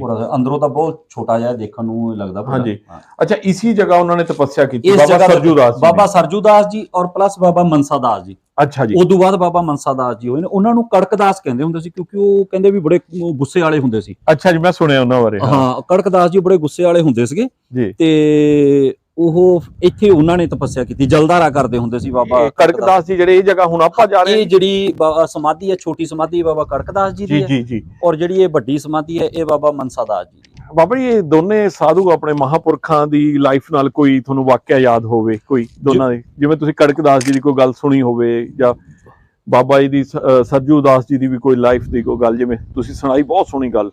ਇੱਕ ਜਿਵੇਂ ਬਾਬਾ ਕੜਕਦਾਸ ਜੀ, ਇਹ ਤਾਂ ਬਹੁਤ ਜ਼ਿਆਦਾ ਕਹਿੰਦੇ ਵੀ ਇਹਨੇ ਤਿਆਗੀ ਮਹਾਤਮਾ ਸੀਗੇ। ਇਹ ਮੁੰਜ ਦਾ ਲਗੋਟ ਲਗਾ ਕੇ ਰੱਖਦੇ ਇਹਨਾਂ ਨੂੰ ਮਨਸਾ ਦਾਸ ਜੀ ਵੀ ਇਹਨਾਂ ਨੂੰ ਨਾਮ ਇਹਨਾਂ ਦਾ ਮਨਸਾ ਦਾਸ ਸੀ, ਪਰ ਇਹਨਾਂ ਨੂੰ ਇਹ ਗੁੱਸੇ ਵਾਲੇ ਸੀਗੇ, ਇਸ ਕਰਕੇ ਇਹਨਾਂ ਨੂੰ ਕੜਕਦਾਸ ਕਹਿਣਾ ਸ਼ੁਰੂ ਕਰ ਦਿੱਤਾ ਲੋਕਾਂ ਨੇ ਨਾ, ਵੀ ਗਾਲਾਂ ਕੱਢਦੇ ਨੇ ਜਾਂ ਗੁੱਸੇ ਨਾਲ ਬੋਲਦੇ ਨੇ ਤੇ ਕੜਕਦਾਸ ਕਹਿਣਾ ਸ਼ੁਰੂ ਕਰ ਦਿੱਤਾ। ਬਾਬਾ ਜਿਸ ਤਰ੍ਹਾਂ ਤੁਸੀਂ ਕਹਿ ਰਹੇ ਹੋ ਵੀ ਕੜਕਦਾਸ ਇਹਨਾਂ ਨੂੰ ਕਹਿੰਦੇ ਸੀ, ਇਹਨਾਂ ਦੀ ਤਾਂ ਗਾਲ ਦੇ ਵਿੱਚ ਵੀ ਸਾਧੂ ਫਕੀਰਾਂ ਦੇ ਕਹਿੰਦੇ ਕਈ ਵਾਰ ਜ਼ਿੰਦਗੀਆਂ ਹੀ ਚੇਂਜ ਹੋ ਜਾਂਦੀਆਂ। ਹਾਂਜੀ ਹਾਂਜੀ ਹਾਂਜੀ, ਇੱਕ ਵਾਰ ਦੱਸਦੇ ਨੇ ਵੀ ਇਥੋਂ ਬੱਸ ਨਿਕਲਦੀ ਹੁੰਦੀ ਸੀ, ਇਹ ਡਾਲੀ ਕਰਨ ਜਾਂਦੇ ਹੁੰਦੇ ਸੀਗੇ ਜੀ, ਬਾਬਾ ਜੀ ਆਪ ਜਾਂਦੇ ਹੁੰਦੇ ਸੀ, ਬਾਬਾ ਮਨਸਾ ਦਾਸ ਜੀ। ਤੋ ਜਦੋਂ ਇੱਥੋਂ ਜਾ ਰਹੇ ਸੀ ਤਾਂ ਬੱਸ ਵਾਲੇ ਨੇ ਬੱਸ ਨਹੀਂ ਰੋਕੀ, ਕਹਿੰਦੇ ਵੀ ਉਹਨਾਂ ਨੇ ਖੁੰਡਾ ਆਪਣਾ, ਉਹਨਾਂ ਦੇ ਹੱਥ 'ਚ ਖੁੰਡਾ ਹੁੰਦਾ ਸੀ, ਖੁੰਡਾ ਧਰਤੀ ਦੇ ਉੱਤੇ ਉਹਨਾਂ ਨੇ ਮਾਰਿਆ ਤੇ ਉਹ ਬੱਸ ਉੱਥੇ ਰੁਕ ਗਈ। ਅੱਛਾ ਜੀ। ਇਹ ਹੁਣ ਬਾਬਾ ਮਨਸਾ ਦਾ ਇਹ ਡੇਰਾ ਤਕਰੀਬਨ 40 ਸਾਲ ਦਾ ਡੇਰਾ ਖਾਲੀ ਪਿਆ ਰਿਹਾ। ਉਦੋਂ ਪਹਿਲਾਂ ਦੀਆਂ ਗੱਲਾਂ ਨੇ ਬਾਬਾ ਮਨਸਾ ਦਾਸ ਜੀ ਦੇ ਟਾਈਮ ਦੀਆਂ, ਤੇ ਉਹ ਬੱਸ ਉੱਥੇ ਰੁਕੀ ਤਾਂ ਕਹਿੰਦੇ ਵੀ ਜਦੋਂ ਬੱਸ ਵਾਲਿਆਂ ਨੇ ਆ ਕੇ ਬਾਬਾ ਜੀ ਨੂੰ ਲਿਜਾ ਕੇ ਵਿੱਚ ਬਿਠਾਇਆ ਬੱਸ ਦੇ, ਤਾਂ ਉਹ ਜਿਹੜੀ ਆ ਬੱਸ ਉੱਥੋਂ ਚੱਲੀ। ਇਹ ਕਿਤੇ ਬੁੱਕ ਦੇ ਵਿੱਚ ਵੀ ਆਉਂਦਾ ਜੀ, ਇਹ ਸ਼ਾਇਦ ਬਾਬਾ ਅਤਰ ਸਿੰਘ ਜੀ ਦੀ ਕਿਤਾਬ ਦੇ ਵਿੱਚ ਹੋ ਸਕਦਾ, ਕੋਈ ਪਹਿਲਾਂ ਵੀ ਆ ਕੇ ਮੇਰੇ ਤੋਂ ਇਦਾਂ ਵਾਕਿਆ ਆਉਂਦਾ ਜੀ, ਕਿਤੇ ਕਿਸੇ ਕਿਤਾਬ 'ਚ ਹੈ। ਠੀਕ ਹੈ, ਇਹ ਕਿਤਾਬ ਦੇ ਵਿੱਚ 100% ਹੈ ਕਿ ਬੱਸ ਤਾਂ ਚੱਲੀ ਸੀਗੀ। ਹਾਂਜੀ ਹਾਂਜੀ, ਇਹ ਇੱਥੇ ਬਾਬਾ ਕੜਕਦਾਸ ਜੀ ਦੇ ਇਹ ਟਾਈਮ ਦੀ ਇਹ ਗੱਲ ਹੈ। ਸਾਇੰਸ ਨੂੰ ਮੰਨਣ ਵਾਲੇ ਲੋਕ ਬੇਸ਼ੱਕ ਇਹਨਾਂ ਗੱਲਾਂ ਤੇ ਨਾ ਵਿਸ਼ਵਾਸ ਕਰਨ, ਲੇਕਿਨ ਅੱਜ ਤੁਹਾਨੂੰ ਉਸ ਸਥਾਨ ਦੇ ਦਰਸ਼ਨ ਹੋ ਗਏ ਨੇ ਜਿਸ ਸਥਾਨ ਤੇ ਉਹ ਐਸੇ ਸੰਤ ਇੱਥੇ ਆ ਕੇ ਤਪੱਸਿਆ ਕੀਤੀ ਜੋ ਇਸ ਕਾਇਨਾਤ ਨੂੰ ਵੀ ਬਦਲ ਸਕਦੇ ਨੇ ਉਹਨਾਂ ਦਾ ਆਸ਼ੀਰਵਾਦ ਨਾਲ। ਕਿਉਂਕਿ ਸਮਾਜ ਦੇ ਵਿੱਚ ਜਿਹੜਾ ਕੁਝ ਭਾਣਾ ਵਾਪਰ ਰਿਹਾ ਹੈ, ਸਮਾਜ ਦੇ ਲੋਕਾਂ ਨਾਲ, ਜਿਵੇਂ ਬਾਬਾ ਜੀ ਨੇ ਬਾਰ-ਬਾਰ ਗੱਲ ਕੀਤੀ ਕਰੋਨਾ ਦੀ, ਇਹ ਕੁਝ ਵੀ ਨਾ ਵਾਪਰੇ। ਹਿੰਦੁਸਤਾਨ ਦੀ ਜਿਹੜੀ ਧਰਤੀ ਹੈ ਭਾਗਾਂ ਵਾਲੀ ਹੈ, ਇੱਥੇ ਸੰਤਾਂ ਨੇ, ਫਕੀਰਾਂ ਨੇ ਬਹੁਤ ਜ਼ਿਆਦਾ ਤਪੱਸਿਆ ਕੀਤੀ ਹੈ। ਇਹ ਤਪੱਸਿਆ ਦਾ ਅਸਰ ਤੁਹਾਨੂੰ ਦੇਖਣ ਨੂੰ ਵੀ ਮਿਲਦਾ ਹੈ। ਆਪਾਂ ਸਾਰੇ ਅੱਜ ਇਸ ਇੰਟਰਵਿਊ ਨਹੀਂ ਅੱਜ ਕਹਾਂਗੇ, ਮੈਨੂੰ ਮਾਫੀ ਦੇਣਾ, ਕਿਉਂਕਿ ਇਹ ਗੱਲਬਾਤ ਜਿਹੜੀ ਬਾਬਾ ਪੁਰਸ਼ੋਤਮ ਦਾਸ ਜੀ ਨਾਲ ਹੋਈ ਹੈ, ਇਹ ਅੱਜ ਤੱਕ ਤਾਂ ਹੋ ਨਹੀਂ ਸਕੀ, ਕਿਉਂਕਿ ਕਿਸੇ ਨੇ ਵੀ ਆਪਣੇ ਦਿਲ ਦੀਆਂ ਗੱਲਾਂ, ਜੇ ਕਿਸੇ ਸੰਤਾਂ ਦੀ, ਫਕੀਰਾਂ ਦੀ ਵੀ ਇੰਟਰਵਿਊ ਮੈਂ ਕੀਤੀ ਹੈ, ਉਹ ਦਿਲ ਦੀਆਂ ਗੱਲਾਂ ਇੰਨੀ ਡੂੰਘਾਈ ਦੇ ਵਿੱਚ ਜਾ ਕੇ ਨਹੀਂ ਦੱਸੀਆਂ। ਇਹ ਗੱਲਾਂ ਬਾਤਾਂ ਬਹੁਤ ਲੰਬੀਆਂ ਹੋ ਗਈਆਂ, ਲੇਕਿਨ ਮੇਰੇ ਮਨ ਦੀ ਜੋ ਇੱਛਾ ਹੈ, ਮੇਰੀ ਰੂਹ ਦੀ ਜੋ ਇੱਛਾ ਹੈ, ਉਹ ਇਹ ਇਹਨਾਂ ਨੂੰ ਕਦੇ ਨਾ ਕਦੇ ਜ਼ਿੰਦਗੀ ਦੇ ਵਿੱਚ ਅੱਗੇ ਵੀ ਵਧਾਵਾਂਗੇ, ਜਿਹਦੇ ਨਾਲ ਯੋਗ, ਆਪਣੀ ਤਪੱਸਿਆ, ਸਾਇੰਸ, ਇਸ ਸਾਰੀ ਚੀਜ਼ ਨੂੰ, ਧਰਮ ਨੂੰ ਇਕੱਠਾ ਕਰਕੇ ਲੋਕਾਂ ਦੇ ਜਿਹੜੇ ਬੰਦ ਪਏ ਦਰਵਾਜ਼ੇ ਨੇ ਅੰਦਰ ਦੇ ਰੂਹ ਦੇ, ਉਹ ਖੋਲਣ ਦੀ ਕੋਸ਼ਿਸ਼ ਕਰਾਂਗੇ। ਬਾਬਾ ਜੀ ਤੁਹਾਡਾ ਬਹੁਤ ਬਹੁਤ ਸ਼ੁਕਰੀਆ, ਸਾਨੂੰ ਤੁਸੀਂ ਇੰਨਾ ਆਸ਼ੀਰਵਾਦ ਦਿੱਤਾ। ਜ਼ਰੂਰ, ਤਾਂ ਤੁਹਾਡਾ ਆਸ਼ੀਰਵਾਦ ਦੀ ਸਾਨੂੰ, ਜਿਵੇਂ ਕਿ ਚਰਨਾਂ ਦੀ ਧੂਲ, ਤੁਹਾਡੇ ਲਫ਼ਜ਼ਾਂ ਦੇ ਵਿੱਚ ਸਾਨੂੰ ਆਸ਼ੀਰਵਾਦ ਜ਼ਰੂਰ ਦਿਓ। ਬਿਲਕੁਲ, ਜ਼ਰੂਰ। ਮੈਂ ਇਹ ਚਾਹੁੰਦਾ ਕਿ ਤੁਸੀਂ ਸ਼ਬਦ ਦਾ ਜਿਹੜਾ ਤੁਹਾਨੂੰ ਕਿਹਾ, ਹਾਂ ਸ਼ਬਦ, ਜਿਵੇਂ ਮੈਂ ਸ਼ਬਦ ਦਾ ਤਾਂ ਮੈਂ ਕਹਿ ਰਿਹਾ, ਮੈਂ ਤਾਂ ਇਹ ਅਰਦਾਸ ਵੀ ਕਰਦਾ ਹਾਂ ਵੀ ਜਿਹੜੀ ਤੁਸੀਂ ਵੀ ਇਹ ਜਿਹੜੇ ਜਿੰਨੇ ਵੀ ਜਾਂ ਮਹਾਪੁਰਸ਼ਾਂ ਦੇ ਪੁਰਾਣੇ ਅਸਥਾਨਾਂ ਨੂੰ ਲੈ ਕੇ ਤੁਸੀਂ ਵੀਡੀਓ ਬਣਾਉਂਦੇ ਹੋ ਜਾਂ ਕੁਝ ਵੀ ਉਹ ਕਰਦੇ ਹੋ, ਇਹ ਤੁਸੀਂ ਦਿਨ ਦੁਗਣੀ ਰਾਤ ਚੌਗੁਣੀ ਤਰੱਕੀ ਕਰੋ। ਬਹੁਤ ਬਹੁਤ ਸ਼ੁਕਰੀਆ ਬਾਬਾ ਜੀ, ਧੰਨਵਾਦ।